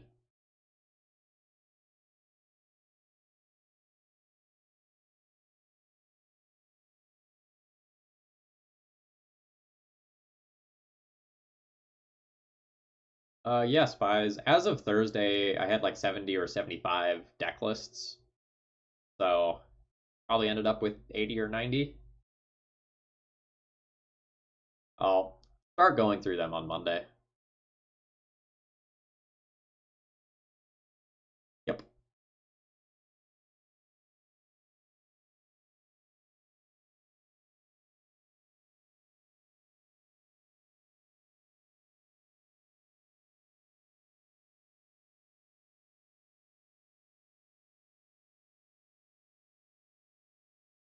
Oh, so I get to see the rest of their hand?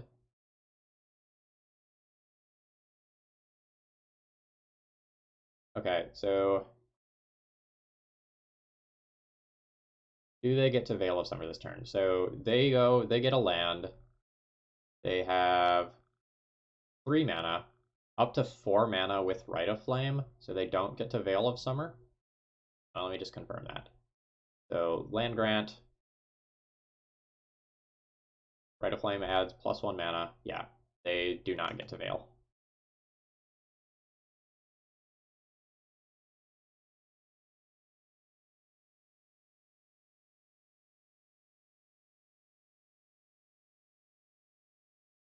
Okay, so they're just going to pass the turn there. That's fine. So now I just hold up Force of Will for Goblin Charbelcher and Flusterstorm for Veil of Summer. Yeah, I am totally good.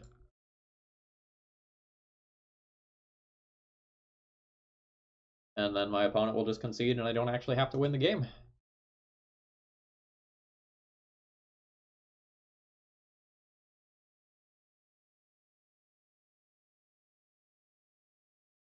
I'll even hold up a second Flusterstorm, just in case things go super south.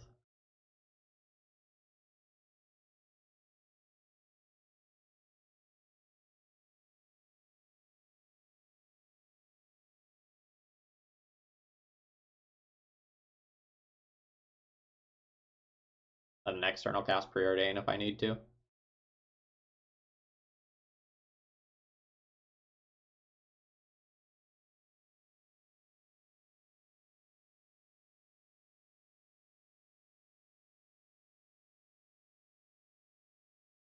So we're just looking for a land, because I have 8 cards in hand.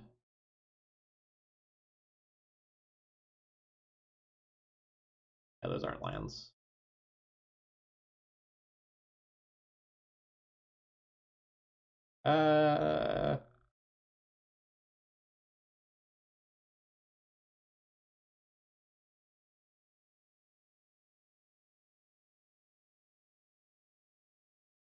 I'm pretty likely to hit a land with Preordain. And I think I'm good with casting Preordain, because I still am going to have Fluster and double Force.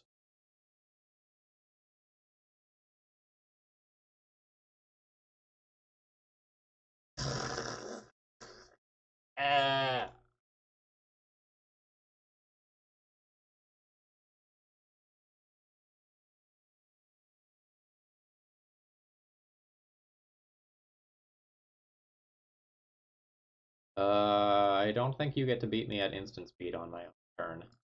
You're just like cashing that in as a draw. Okay.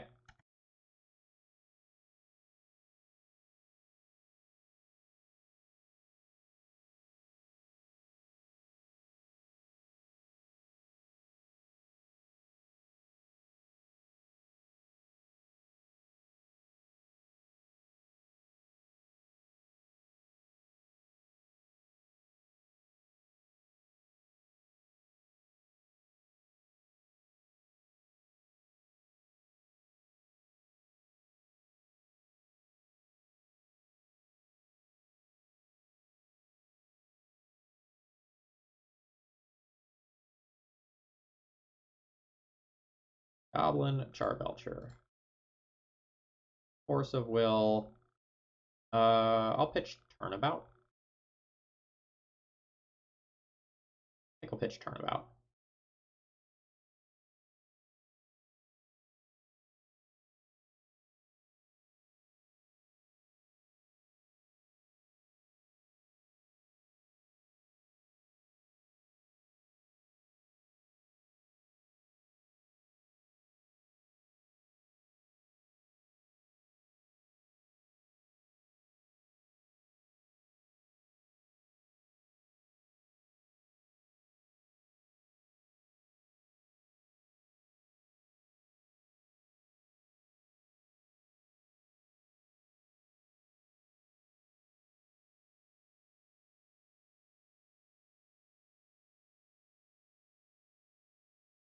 Let's how about hit some land drops? Would be cool. No land for me. Um, that's really annoying.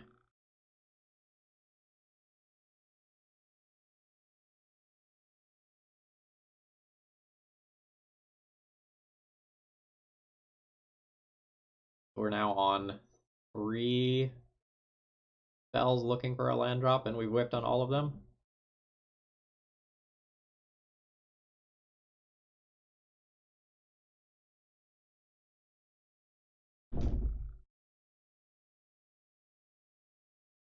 So I'm 16 cards deep into my library. Is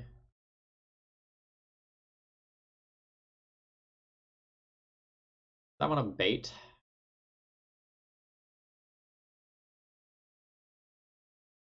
It kind of feels like a bait.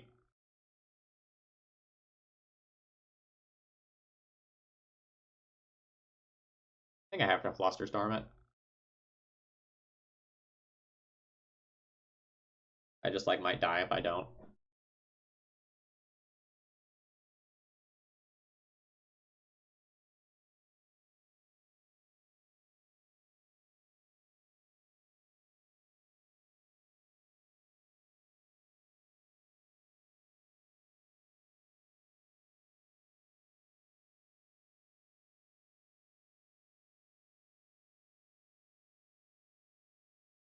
Be right back.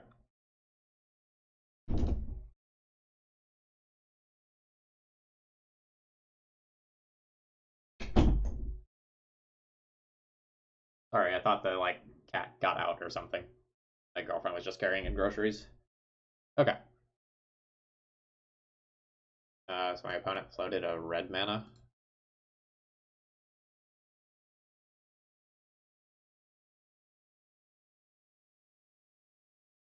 Another Simian Spirit Guide, huh?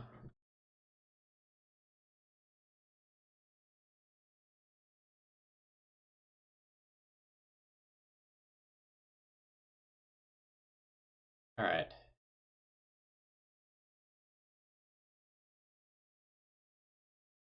Do I counter this now?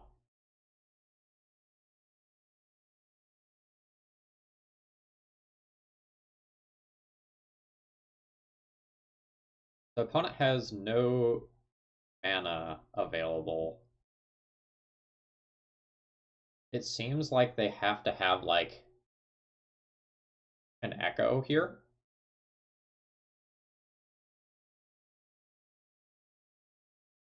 So I'm not necessarily dead to an Echo. Like, I can redraw into Forces and Flusters and such. It can't be Belcher. Like, that mana just, does not exist, I don't think. But, this is weird. Thing is, if I let this resolve, I can't use the counters in this turn cycle. But if they can't go off in this turn, they have no floating mana. This also just stops a redraw.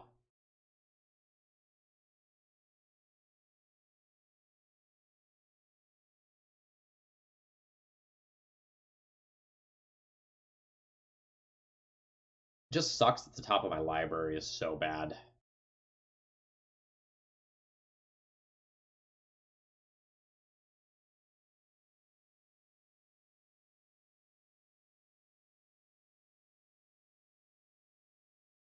Like, this is also a dead draw.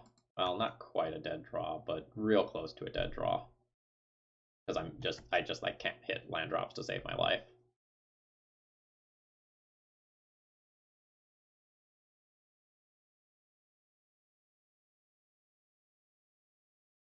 Well, if Echo was their way to beat me, this stops that.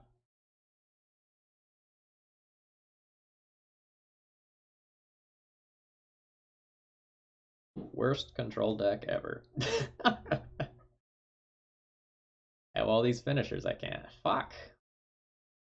Guy.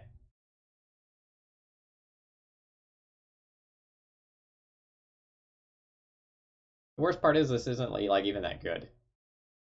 But I probably have to counter it. Or I'm representing myself as not having counter magic for the rest of the game.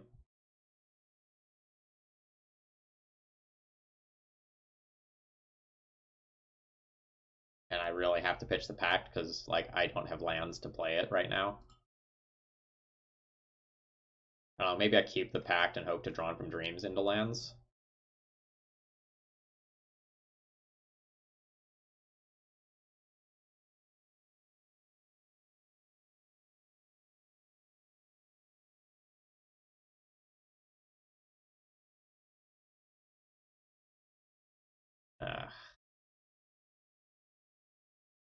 I don't think I'm gonna High Tide Drawn from Dreams.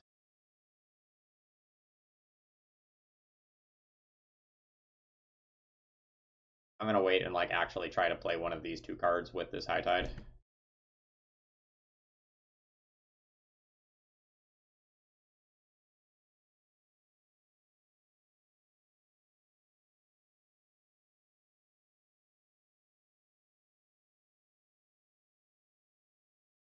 Okay, that's good. We'll Drawn from Dreams this turn, and then try to go off next turn. I could Time Spiral this turn. That's a little weird.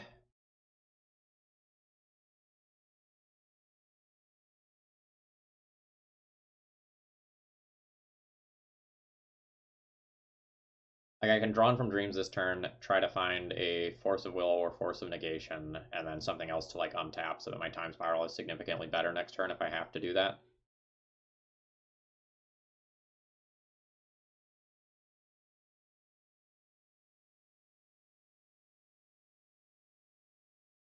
I don't know, if like maybe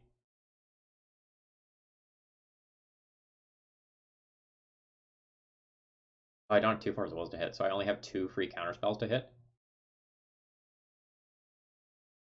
No, I have four force of wills, don't I? Yeah. I have two force of wills, one force of negation left to hit.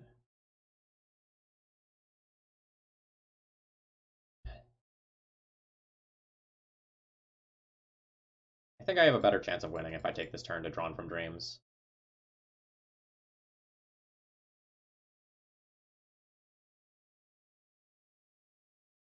What a whiff. I guess with like land and Merchant Scroll here. Merchant Scroll can give me more mana.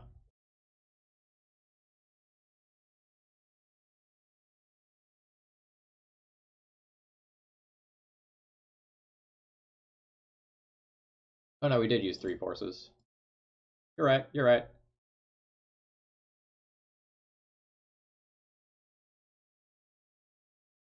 Yes, we found all the lands that we didn't find in the first few turns of this match.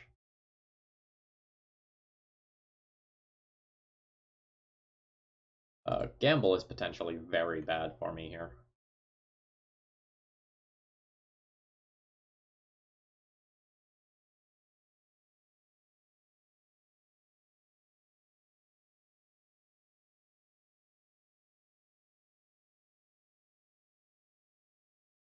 Another Grafdigger's Cage. Okay.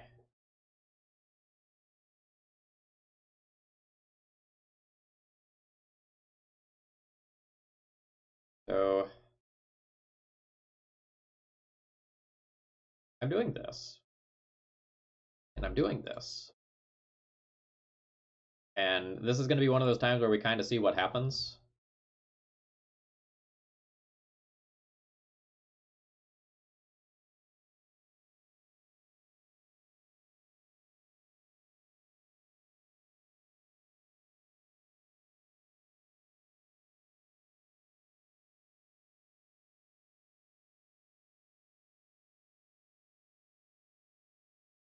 Land, untap. Alright, how much mana do I have? Not enough for both of these, so we're going the time spiral route, and I don't think I'm going to play the other cage out. I think I value my mana more at this point.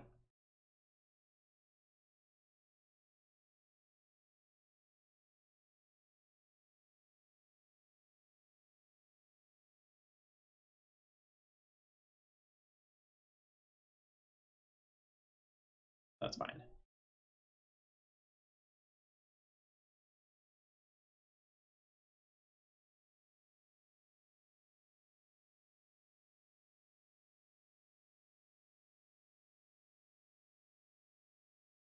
One, two, three, four, five. Okay.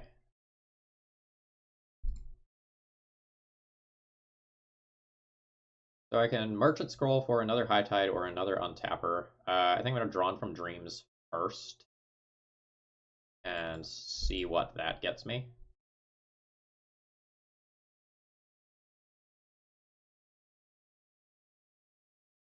The goal now is to put a big dumb idiot into play and then have like 77 counterspells back up.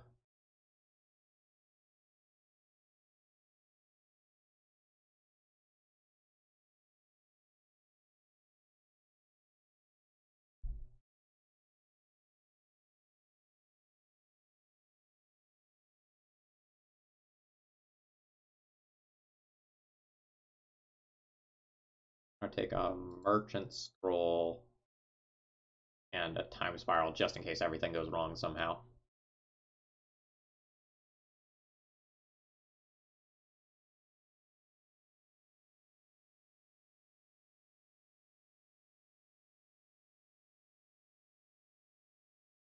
Merchant Scroll for a High Tide.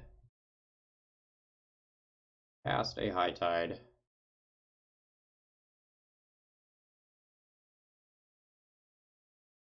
Drawn from Dreams.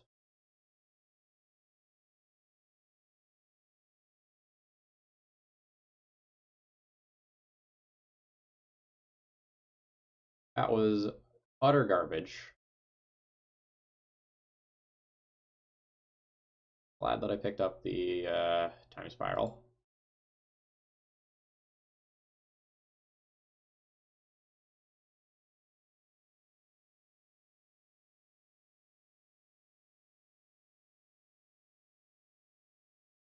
So how many of these tapping for? 3? I have 7 total mana right now.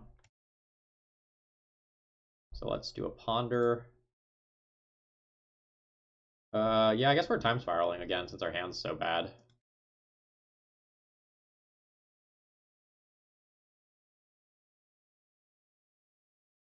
Could just shuffle off the ponder, but like this is safe. Well, you know, like safe in air quotes.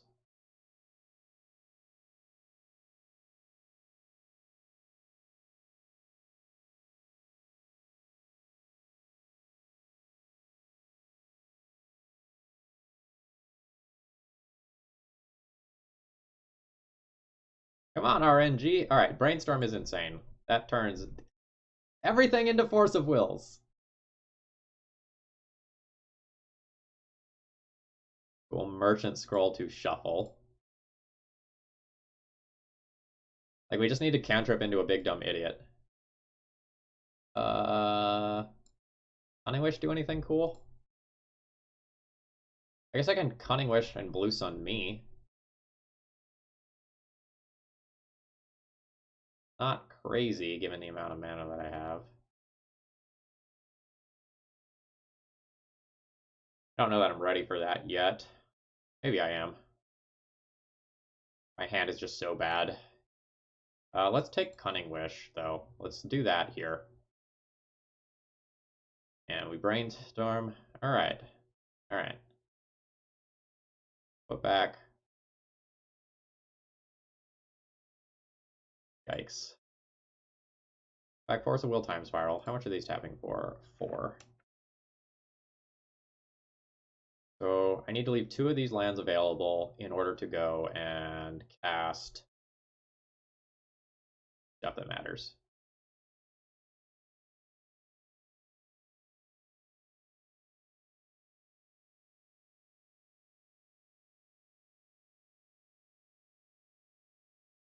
I only have 2 of the big dumb idiots, so I can't just like intuition for them.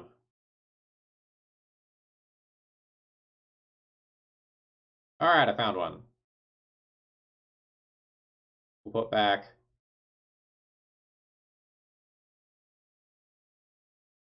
land time spiral.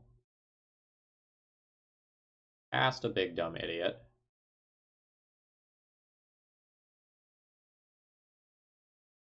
I have 2 counter spells available next turn. And a 3rd available the following turn. Yes, I believe I did play a land. Not 100% sure, but I think I did.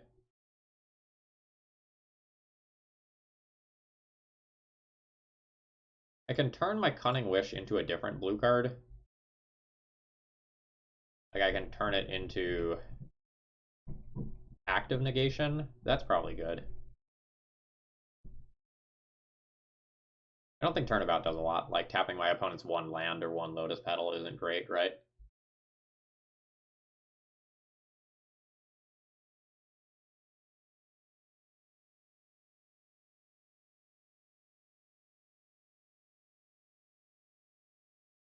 Opponent has a Veil of Summer in play, so I can't actually kill them this turn.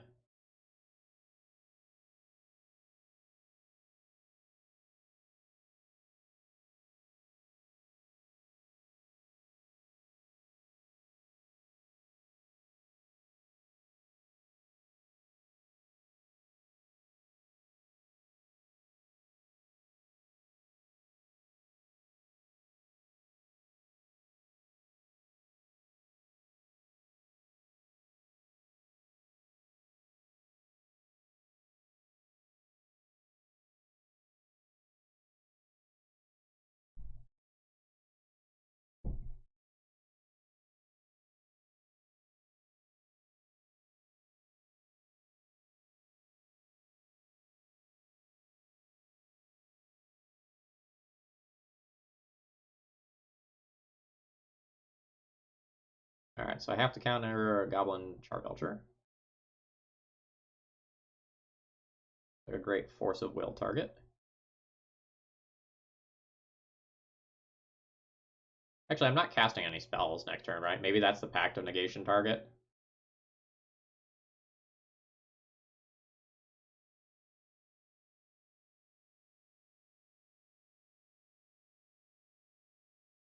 Oh, we'll Force of Will it.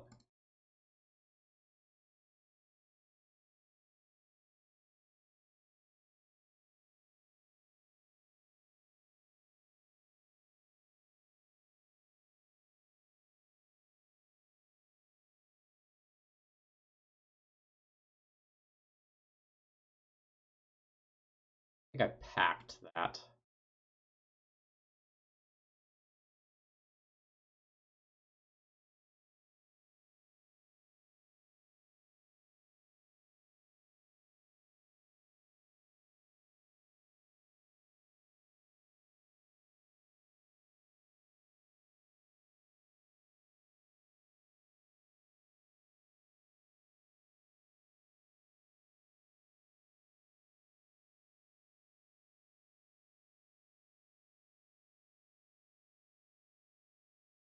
So now this turn I have one pitch counter available, and then for following turns I have hard cast Force of Will or Force of Negation and pitch cast the other. So my opponent needs to go off again with protection this turn.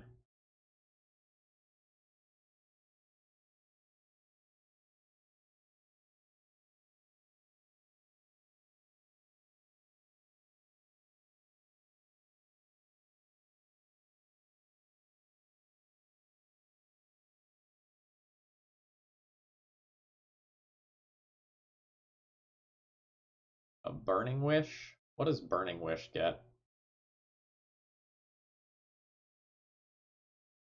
Like, do I counter this? Burning Wish gets Echo. LEDs sack Echo, so I get an LED out of this. Unless they have like double Lotus Petal, in which case they empty the Warrens.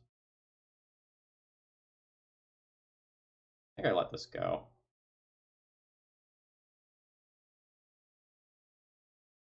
Like there's one Lotus Petal in graveyard already.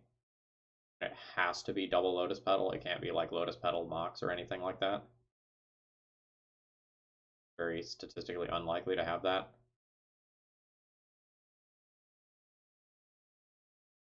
If it is empty, I just counter the next mana spell they cast.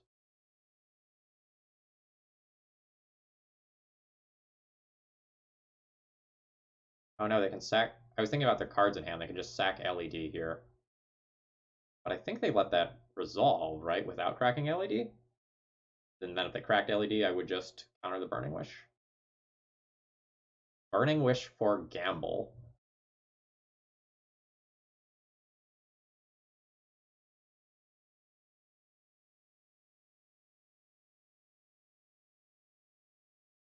What can you even gamble for that matters here? You're not cracking the LED in response.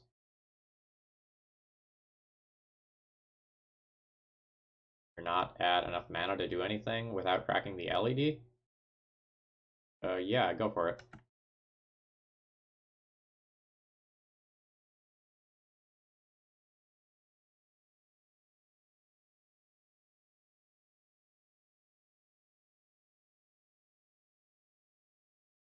Yes. Oh shoot, that was I didn't realize two Rite of Flames were in the graveyard, and that got you to 4 mana.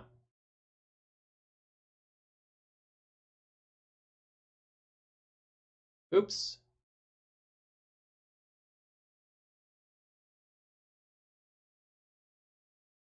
Is this enough goblins to beat me if I counter one though? They attack for 8. They attack for 7. Yeah, it is. Alright, so I lose that one for not countering the Rite of Flame because I didn't realize 2 were in the graveyard. That sucks. I don't have access to Snap, right? Boarded out all of my snaps. Tilt. Alright. If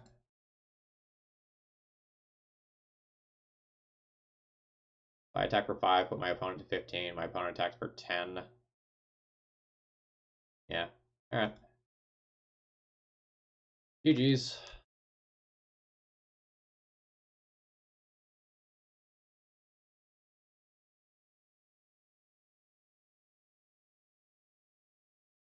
Yeah, I guess I could have tried to combo again. That's true.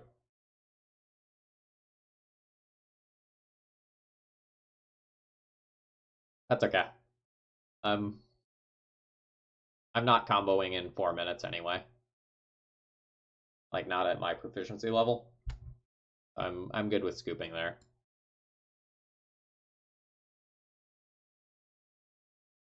We have more time on the clock. It's a different story.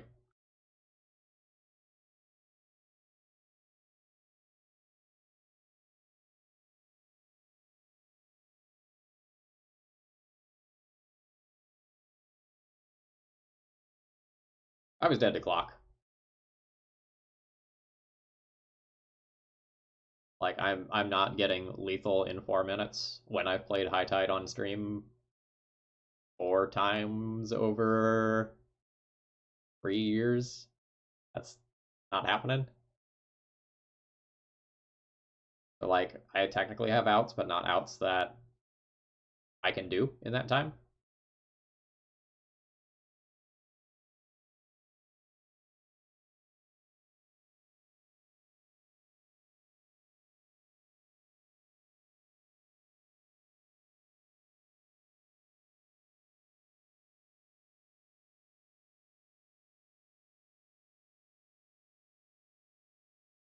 All right. Keep a 1 land hand and die quickly. We can go to the post sideboard games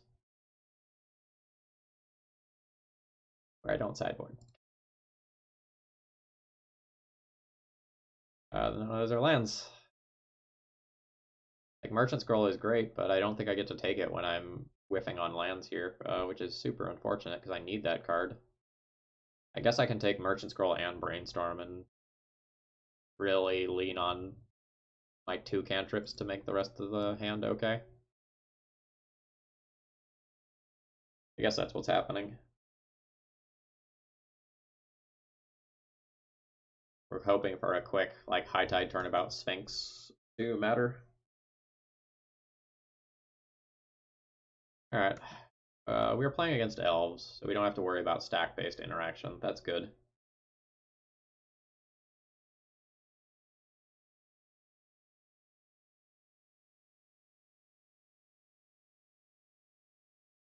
I think I'm gonna brainstorm first. That way, if I lock myself, I can ponder next turn and get myself out of the lock.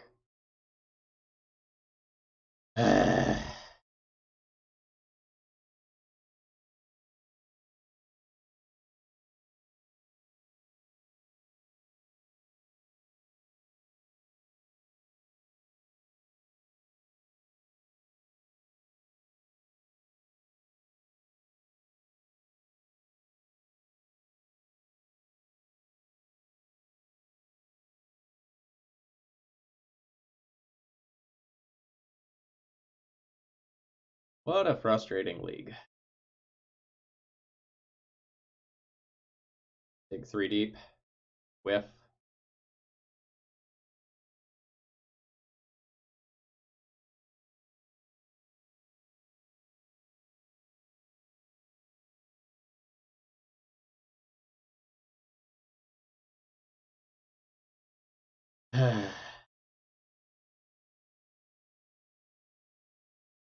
This has been a brutal stream.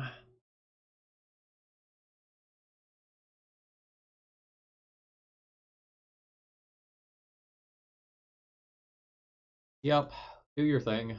I don't get to counter like the 1 mana elf that turns on Heritage Druid at this point. Yes, we played against Oko rounds 1 and 2.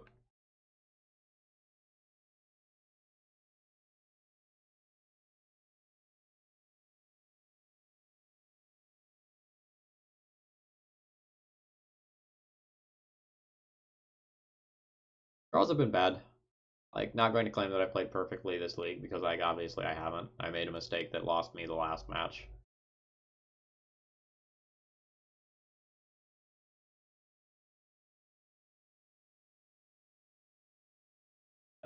But just our draws have been abysmal, and part of that is like the Sphinx of the Steel of the final word like probably doesn't belong in the deck, but that's just like part of it. Like we have been pretty legitimately unlucky.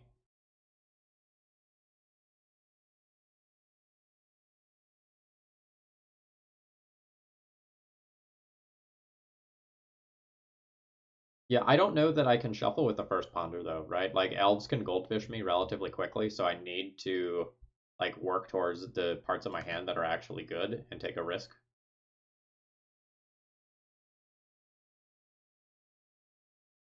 Like I have huge amounts of respects for elves as a deck. Like it's very powerful. And I think if I'm not, that's actually not that annoying, but it like has text.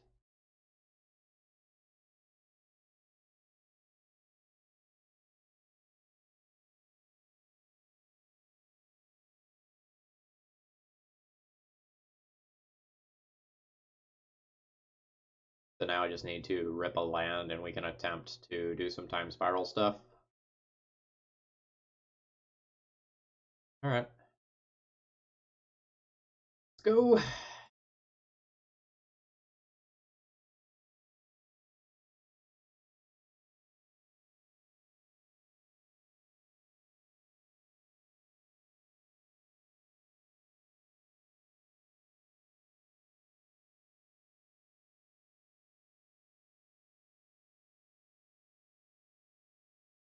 Right, but the other half of the combo is the high tide, and I was missing that half, right? And I think that's quite important here.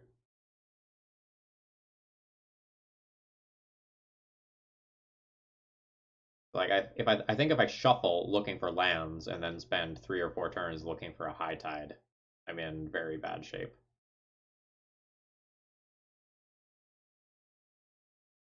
Just to like dying to this crap. Like I'm already at 9, right?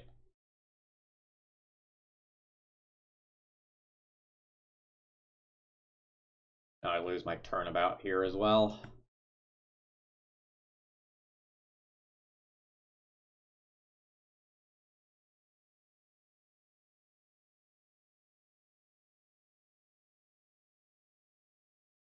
Immediately re-time spiral.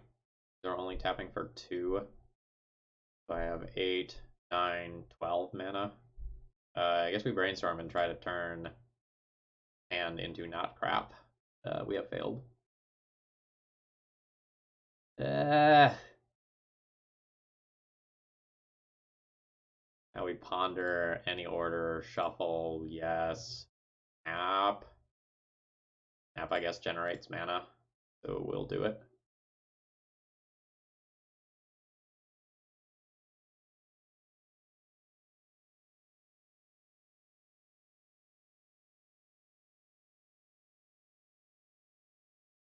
Sphinx? Question mark? Not Sphinx.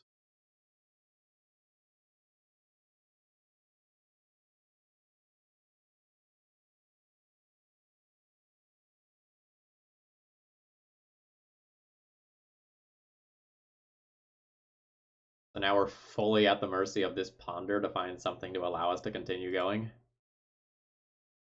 Drawn from Dreams is fine.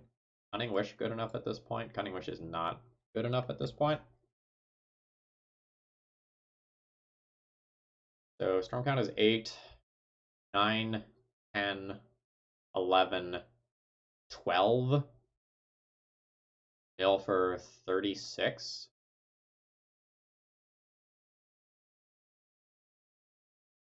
Not good enough. They have 49 cards in library. It is 3, right? Not 4. I'm pretty sure it's 3. Yeah. So this is good enough. Like, we'll take the Drawn from Dreams.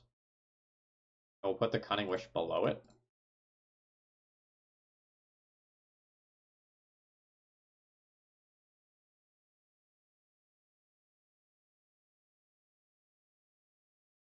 build enough storm that like we actually get to do that. Merchant Scroll for an untapper is good, right? How many turnabouts do I have? I have 3 turnabouts. How many turnabouts are in exile? 1 turnabout. Okay, so this is good. We can take Merchant Scroll and Cunning Wish. We'll go 2, snap, bounce a creature, untap 2 lands.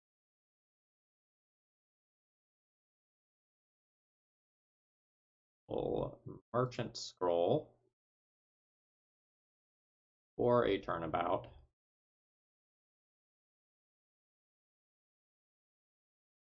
Turnabout, target me, land, untap, turnabout, target me, land, untap. I don't think we're anywhere close enough to having like legitimate brain freeze kill. Or sorry, legitimate blue sun kill. And so I think I'm just gonna take the brain freeze, I think. Brain freeze for 14, 15, 16, 17. 17 times 3 gets there. That's 51. Yeah, that gets there.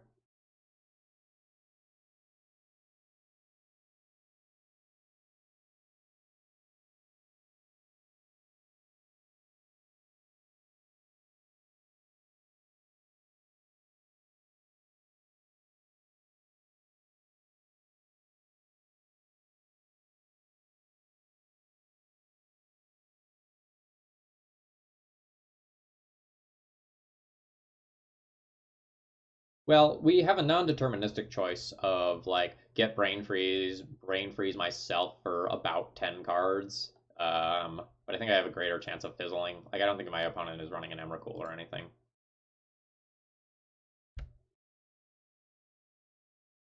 All right, Grafdigger's Cage for Green Sun and Natural Order seems fine.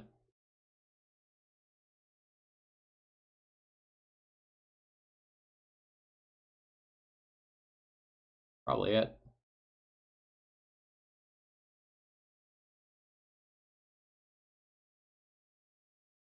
Fact of Negation doesn't seem good.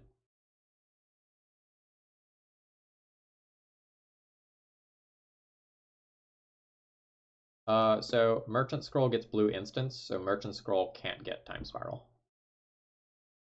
Time Spiral is a sorcery.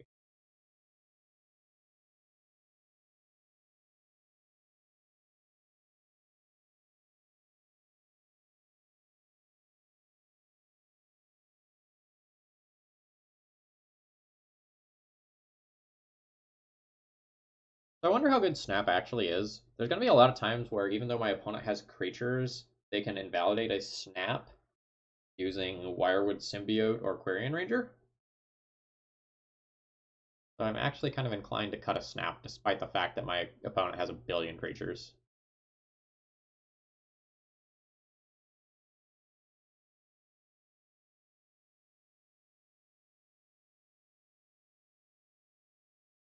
Something like that seems okay.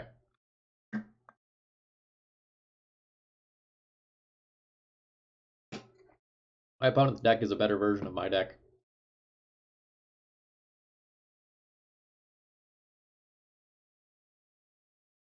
So I have a High Tide, I have a small untapper, I have no way to have any manipulation. I have 1 piece of interaction with my opponent.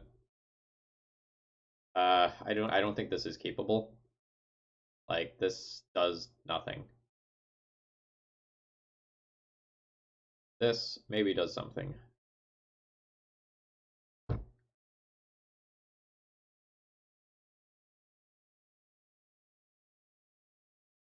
This is probably a look for Time Spiral to reset this hand. We're looking for Probably about 2 lands and a time spiral, which means that I should pitch this second turnabout. My opponent has mulligan to 5, so there's some hope for me.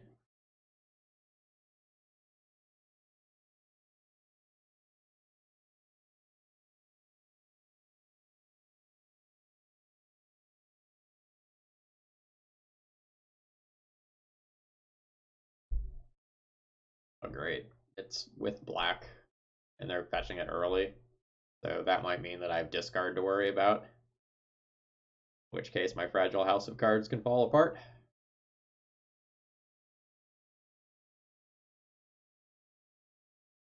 Do I keep both lands here, or do I assume that I'm going to draw another? No. I'm going to top both of these. I can always brainstorm one away, but I've had so much trouble drawing lands.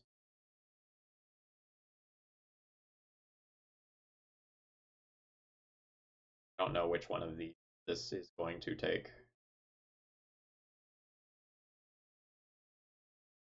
I'm going to take the High Tide. Alright, we're playing against the Elvish Reclaimer version. That's fine. It's weird if they have Bojuka Bog and I try to like Mystic Sanctuary my High Tide back.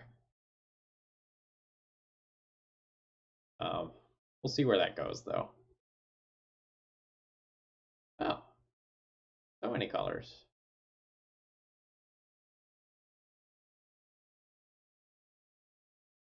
Now I maybe brainstorm lock myself.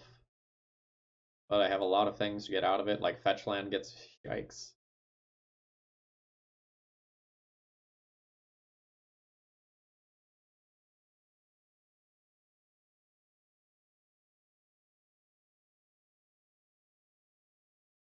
Okay, so plan is turn 4, drawn from dreams, turn 5, go off. Very much dead if my opponent has a natural order.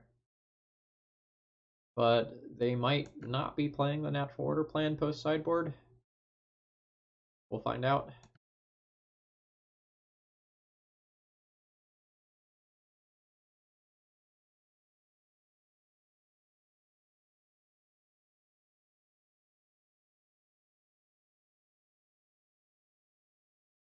They also may run something like the Dark Depths package in here that just like murders me on its own. Wouldn't be unprecedented. Be weird, but not unprecedented.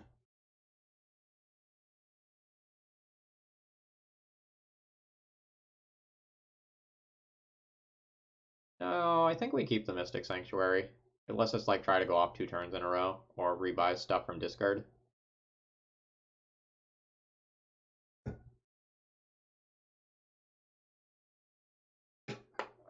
How much damage am I taking this turn? 8. Might die next turn, just 2 combat damage. So I might have to like try to like very awkwardly go off involving snaps.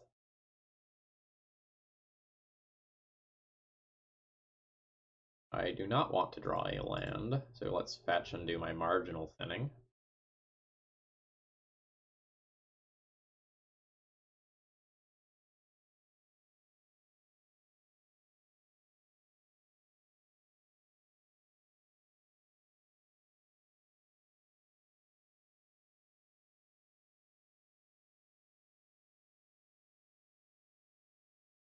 Three, 6, 7, 8. I lose to Pendelhaven, an Elf Lord, a Natural Order,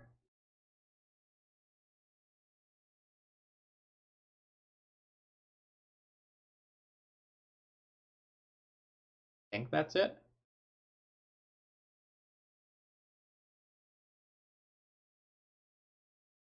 So the question is, what do I do this turn? I'm not dead on board, so I can Drawn from Dreams. So I can Mystic Sanctuary, put High Tide on top, drawn from Dreams, get High Tide plus one other card, and have a very solid plan to go off next turn. Or alternatively, I turnabout, tap down all their creatures, but like that guarantees that I'm not dead, but makes my next turn like so much worse.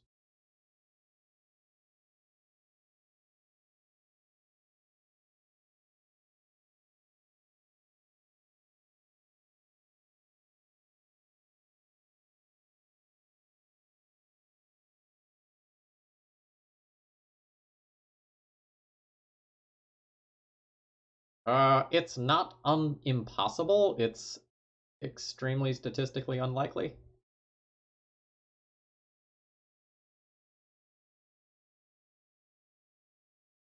It would be very difficult. Whereas next turn it's easy.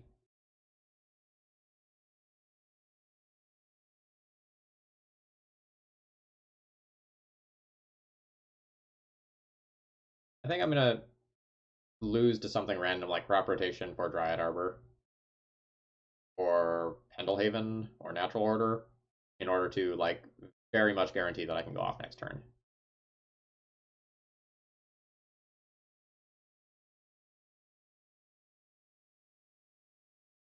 No, I think there is way too much of a cost to just turnabouting. So like this represents so much mana, and this represents the stability to go off.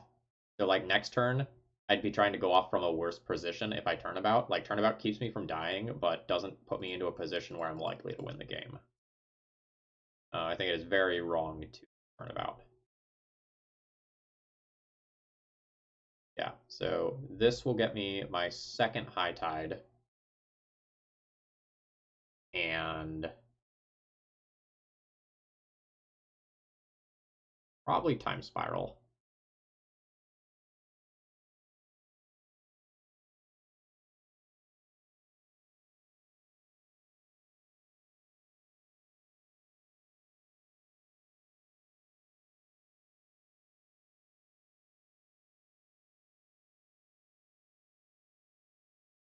Sure, but like with the line that you're talking about, we miss out on Drawn Through Dreams.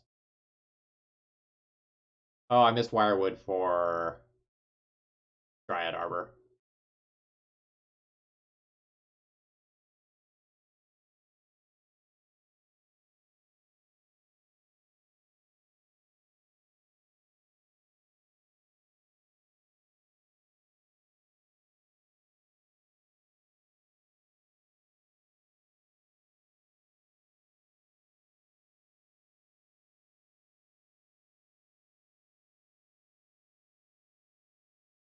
It's really interesting.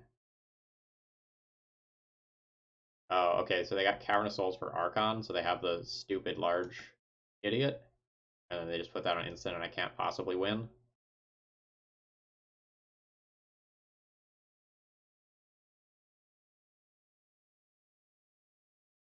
All right.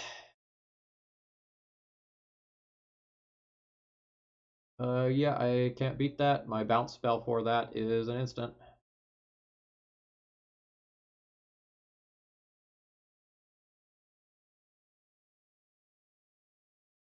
Rough.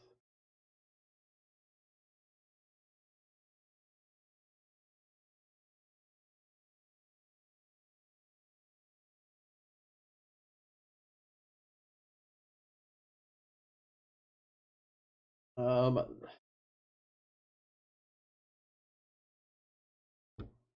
just try again. One of these gets a high tide, one of these gets a turnabout. Keep. We also have a brainstorm to hide our most important things from an early Thoughtseize and 3 lands. This is fine.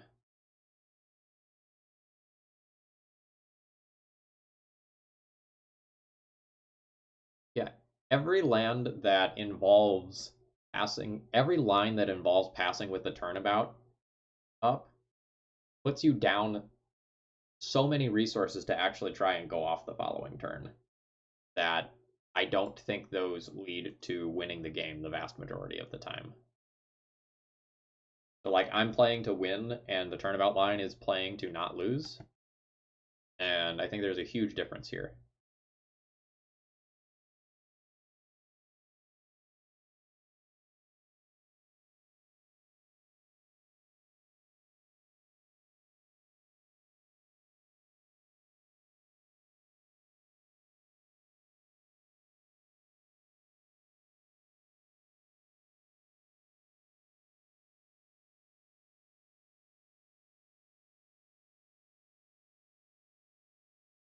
I think I'm supposed to cast this Brainstorm here because I'm pretty much 100% to cast a Merchant Scroll on turn 2 and pretty much 100% to cast a Merchant Scroll on turn 3. So I should just cast this Brainstorm to use my mana, and then on turn 3 I can cast any other 1 mana spell that I find.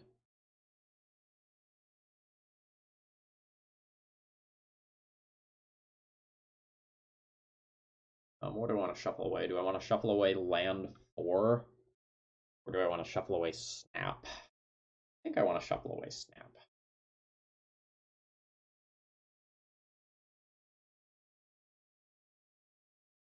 I want to shuffle away Snap.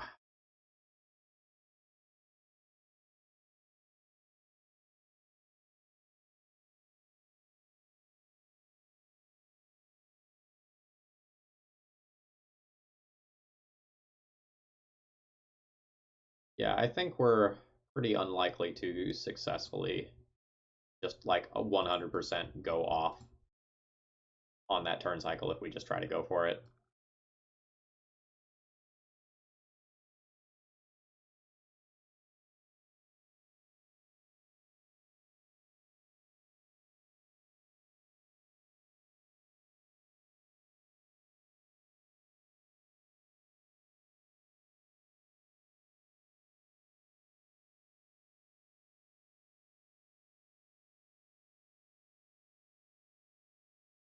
So you shouldn't assume things hitting about Drawn from Dreams. Like, it looks at 7 cards, which is a lot of cards, but you can't assume that you're going to hit any one given effect. And I think a much safer non-deterministic line next turn is available to us. So if we're not dead to most things, we should wait. That's one of the strengths of high tide, right? Is like you can just wait until you're like 1 turn away from death and then go for it there.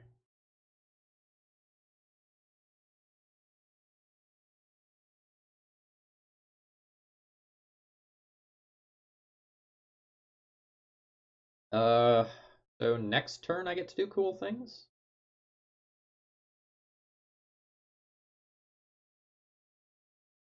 Next turn I have 4 lands, so it's like high tide. I have 6 mana afterwards. Yeah, maybe next turn we can go off. And Merchant Scroll, probably for turnabout here, and kind of go all in on Drawn Through Dreams plus Frost Step plus Mystic Sanctuary, putting something on top being enough to get us there.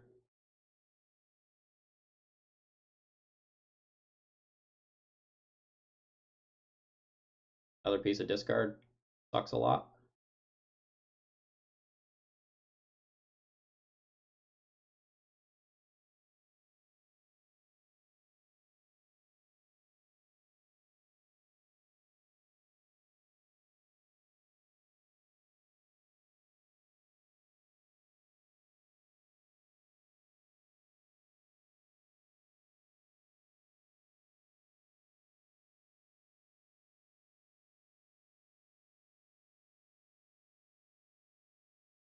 How safe is next turn?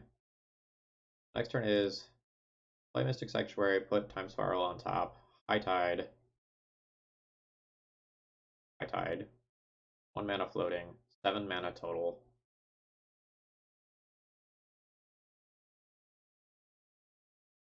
Yeah, it's probably fine next turn.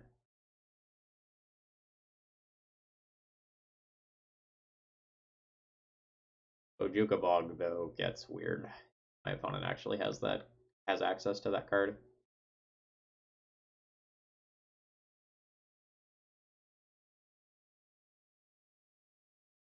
Alright, if they have a bog.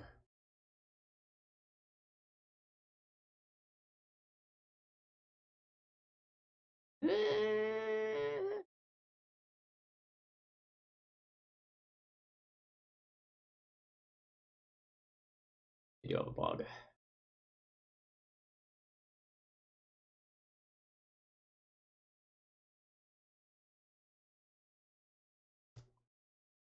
So now the question is, do I go for it this turn or not?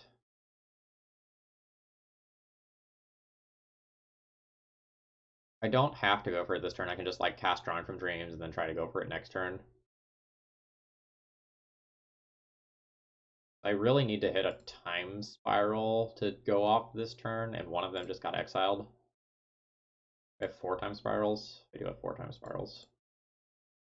I think I just Drawn from Dreams and try to go off next turn, and if they kill me, they kill me. I have a lot of mana, but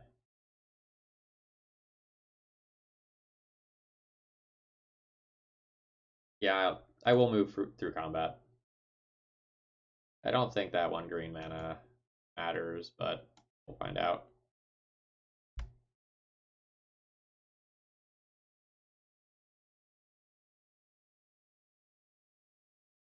Those aren't cards that let me go off. I also don't think Sphinx of the Steel Wind realistically beats them.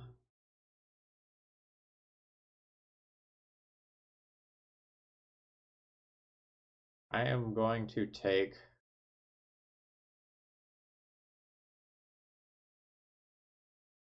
Under for sure.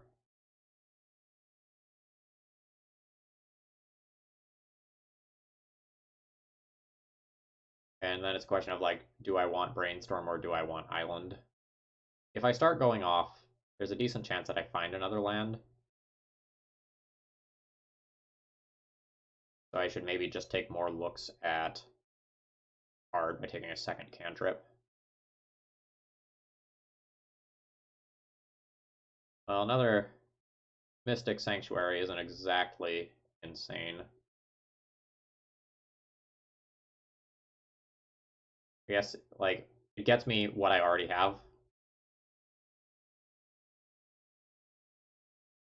I'm going to take double cantrip.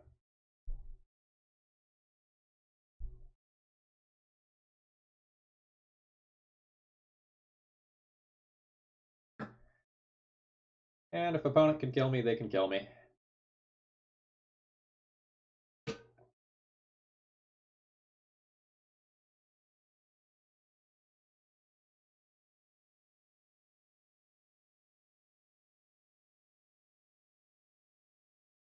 Now, losing turnabout kind of sucks.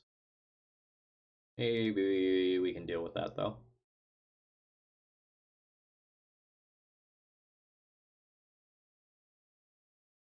Like, we can still high tide, time spiral with 1 mana floating. It's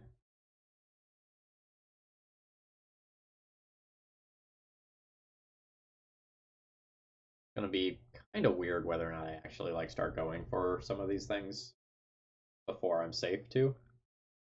I'm only taking 3 damage a turn at this point,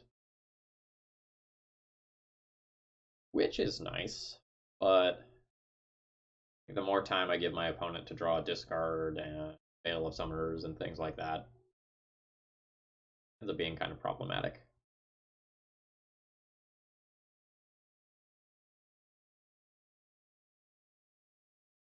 It's really going to depend on my draw step what I do.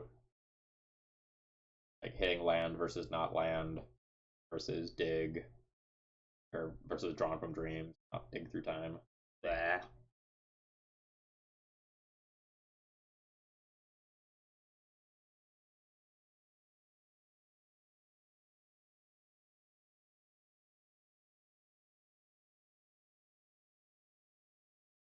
It looks like opponent is going to hold up an Elvish Reclaimer activation. Probably doesn't get another Bojuka Bog or anything at this point, but might be color fixing for them. It also just could be putting the next land into the graveyard to increase its power and toughness.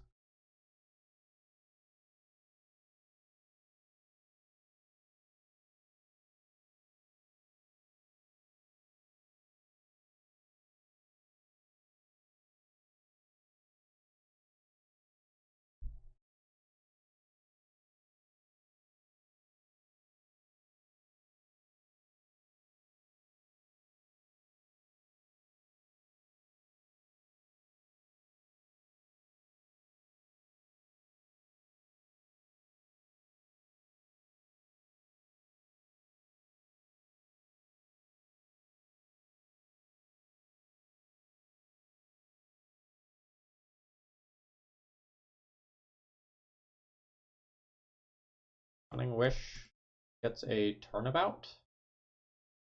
Cunning Wish gets a turnabout, and then I can maybe go off next turn.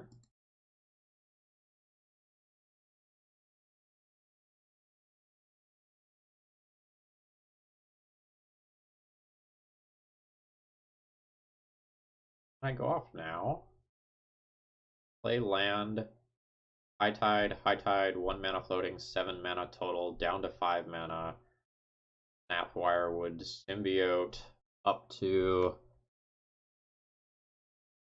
5, 8, 11. Cunning Wish, Turnabout.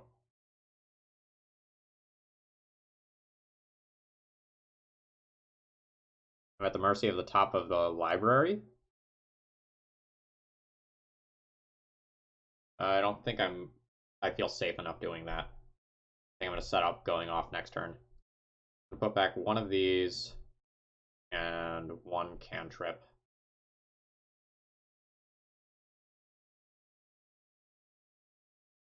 Okay, I can also fetch, get a Mystic Sanctuary. Mystic Sanctuary, put a Turnabout on top of my deck.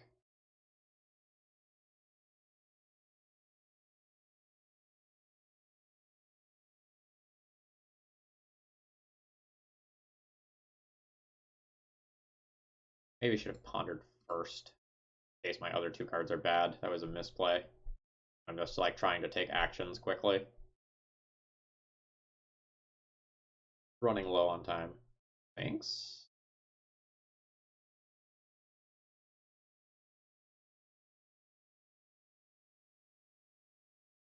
This is interesting, but probably not good enough.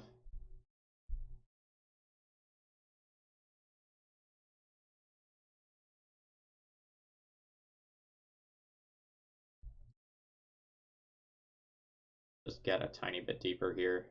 Force of Will is not great.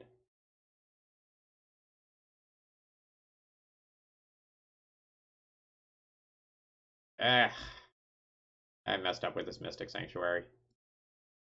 I'll just shuffle and try to redeem myself.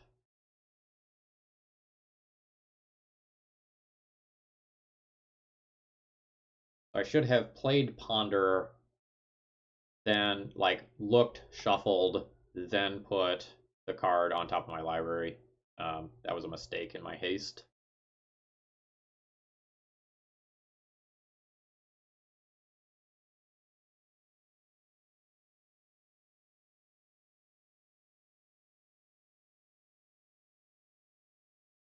I'm not under that much pressure, but I'm just going to time out this match if I start going off. Which sucks.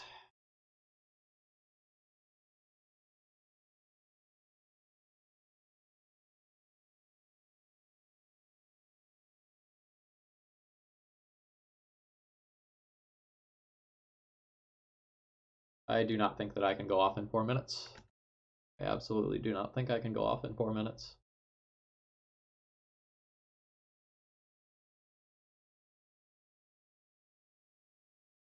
I also can't F6 through my opponent's turn because I need to counter an Archon if they cast one.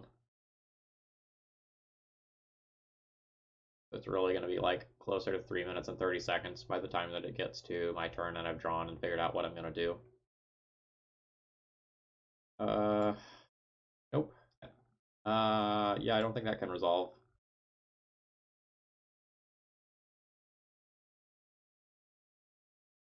We'll pitch that. We can Cunning Wish for turnabout and then just draw a spiral.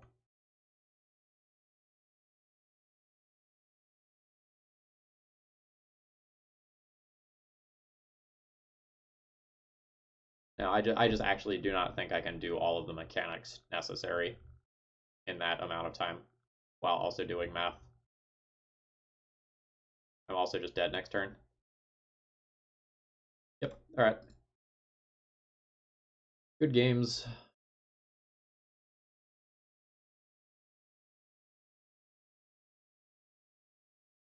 Alright, deck list was not good. This deck list was very much not good. So essentially, my feelings were that Drawn from Dreams was too expensive to be a 4 of. Like, while it's great against the control decks and stuff, against any time where I was having to race my opponent, like, 4 mana is the turn where I want to start going off, and this clunked up my hands really early on. So, like, while this is a powerful dig spell, I think there's too many of these. Um, like, it's powerful, it's great versus slow controlling decks, but against things like elves, which can pressure my life total with creatures and also combo kill me, or against combo decks like Reanimator and Belcher, I just can't tap out for this. Sphinx of the Final Word was interesting, but like again, it's another one of these big things that kind of clunks up my hand and detracts from my primary engine. Pact of Negation was awkward in that if I don't have 5 lands in play, it's not actually protecting me. And it was frequently a dead or awkward draw. And similarly, Snap in game 1, when I also don't have Snapcaster mages to like bounce in return, like rebuying my High Tides and stuff, was dependent on my opponent having targets, which they often didn't. So like Snap was a really awkward bounce spell and didn't like generate enough mana to really be an enabler on its own. So all of that is to say, I just want more Cunning Wishes, maybe more Intuitions. Like I want more core solid cards that are castable. So the Predict version might be better in that like the predicts are still castable as a 2 mana cantrip or something like that. Like maybe the fourth Preordain needs to be in here. Like I'm not familiar enough with High Tide lists to tell you exactly what the configuration can be, but I can tell you that I'm not sold on these 9 cards. And 2 Cunning Wishes was devastating all league because it made it really hard for me to use my wish board when my only win conditions were in the sideboard. I have no main deck win condition. And without that, if I use both of my Cunning Wishes, since they exile themselves, like I'm just dead in the water. Yeah, sure, sure. Like there's there's plenty of things that Snap does that are cool, and there's plenty of things that like Snap exposes you to. Um, but I don't know. I felt slower than my other combo opponents, and I also didn't feel more consistent than them, which is weird given how many cantrips I have.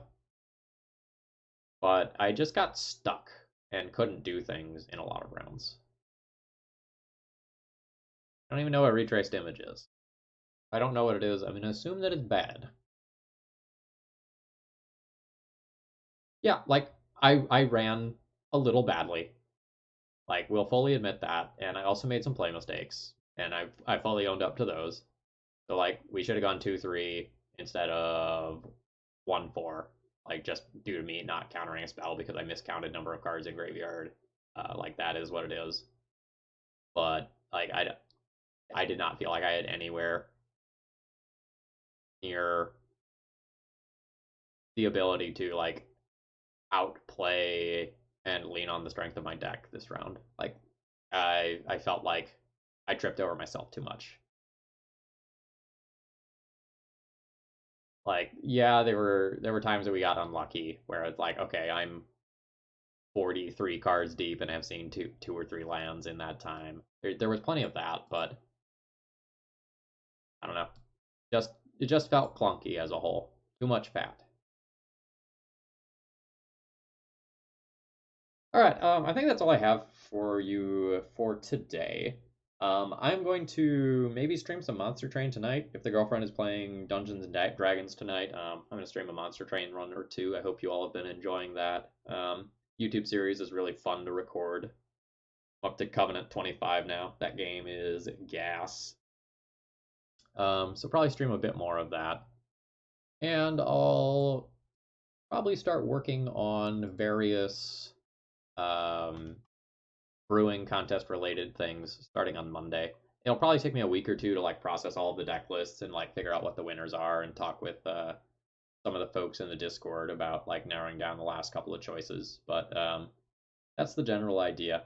Thank you very much for the donation deck list, Somednogard, or however I'm supposed to pronounce that. We got bodied a bit, but I did enjoy it.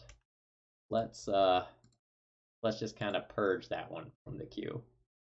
All right, I have to record daily D&T tomorrow as well. All right, folks, have a great rest of the day. I'm going to turn you over to Anurag now.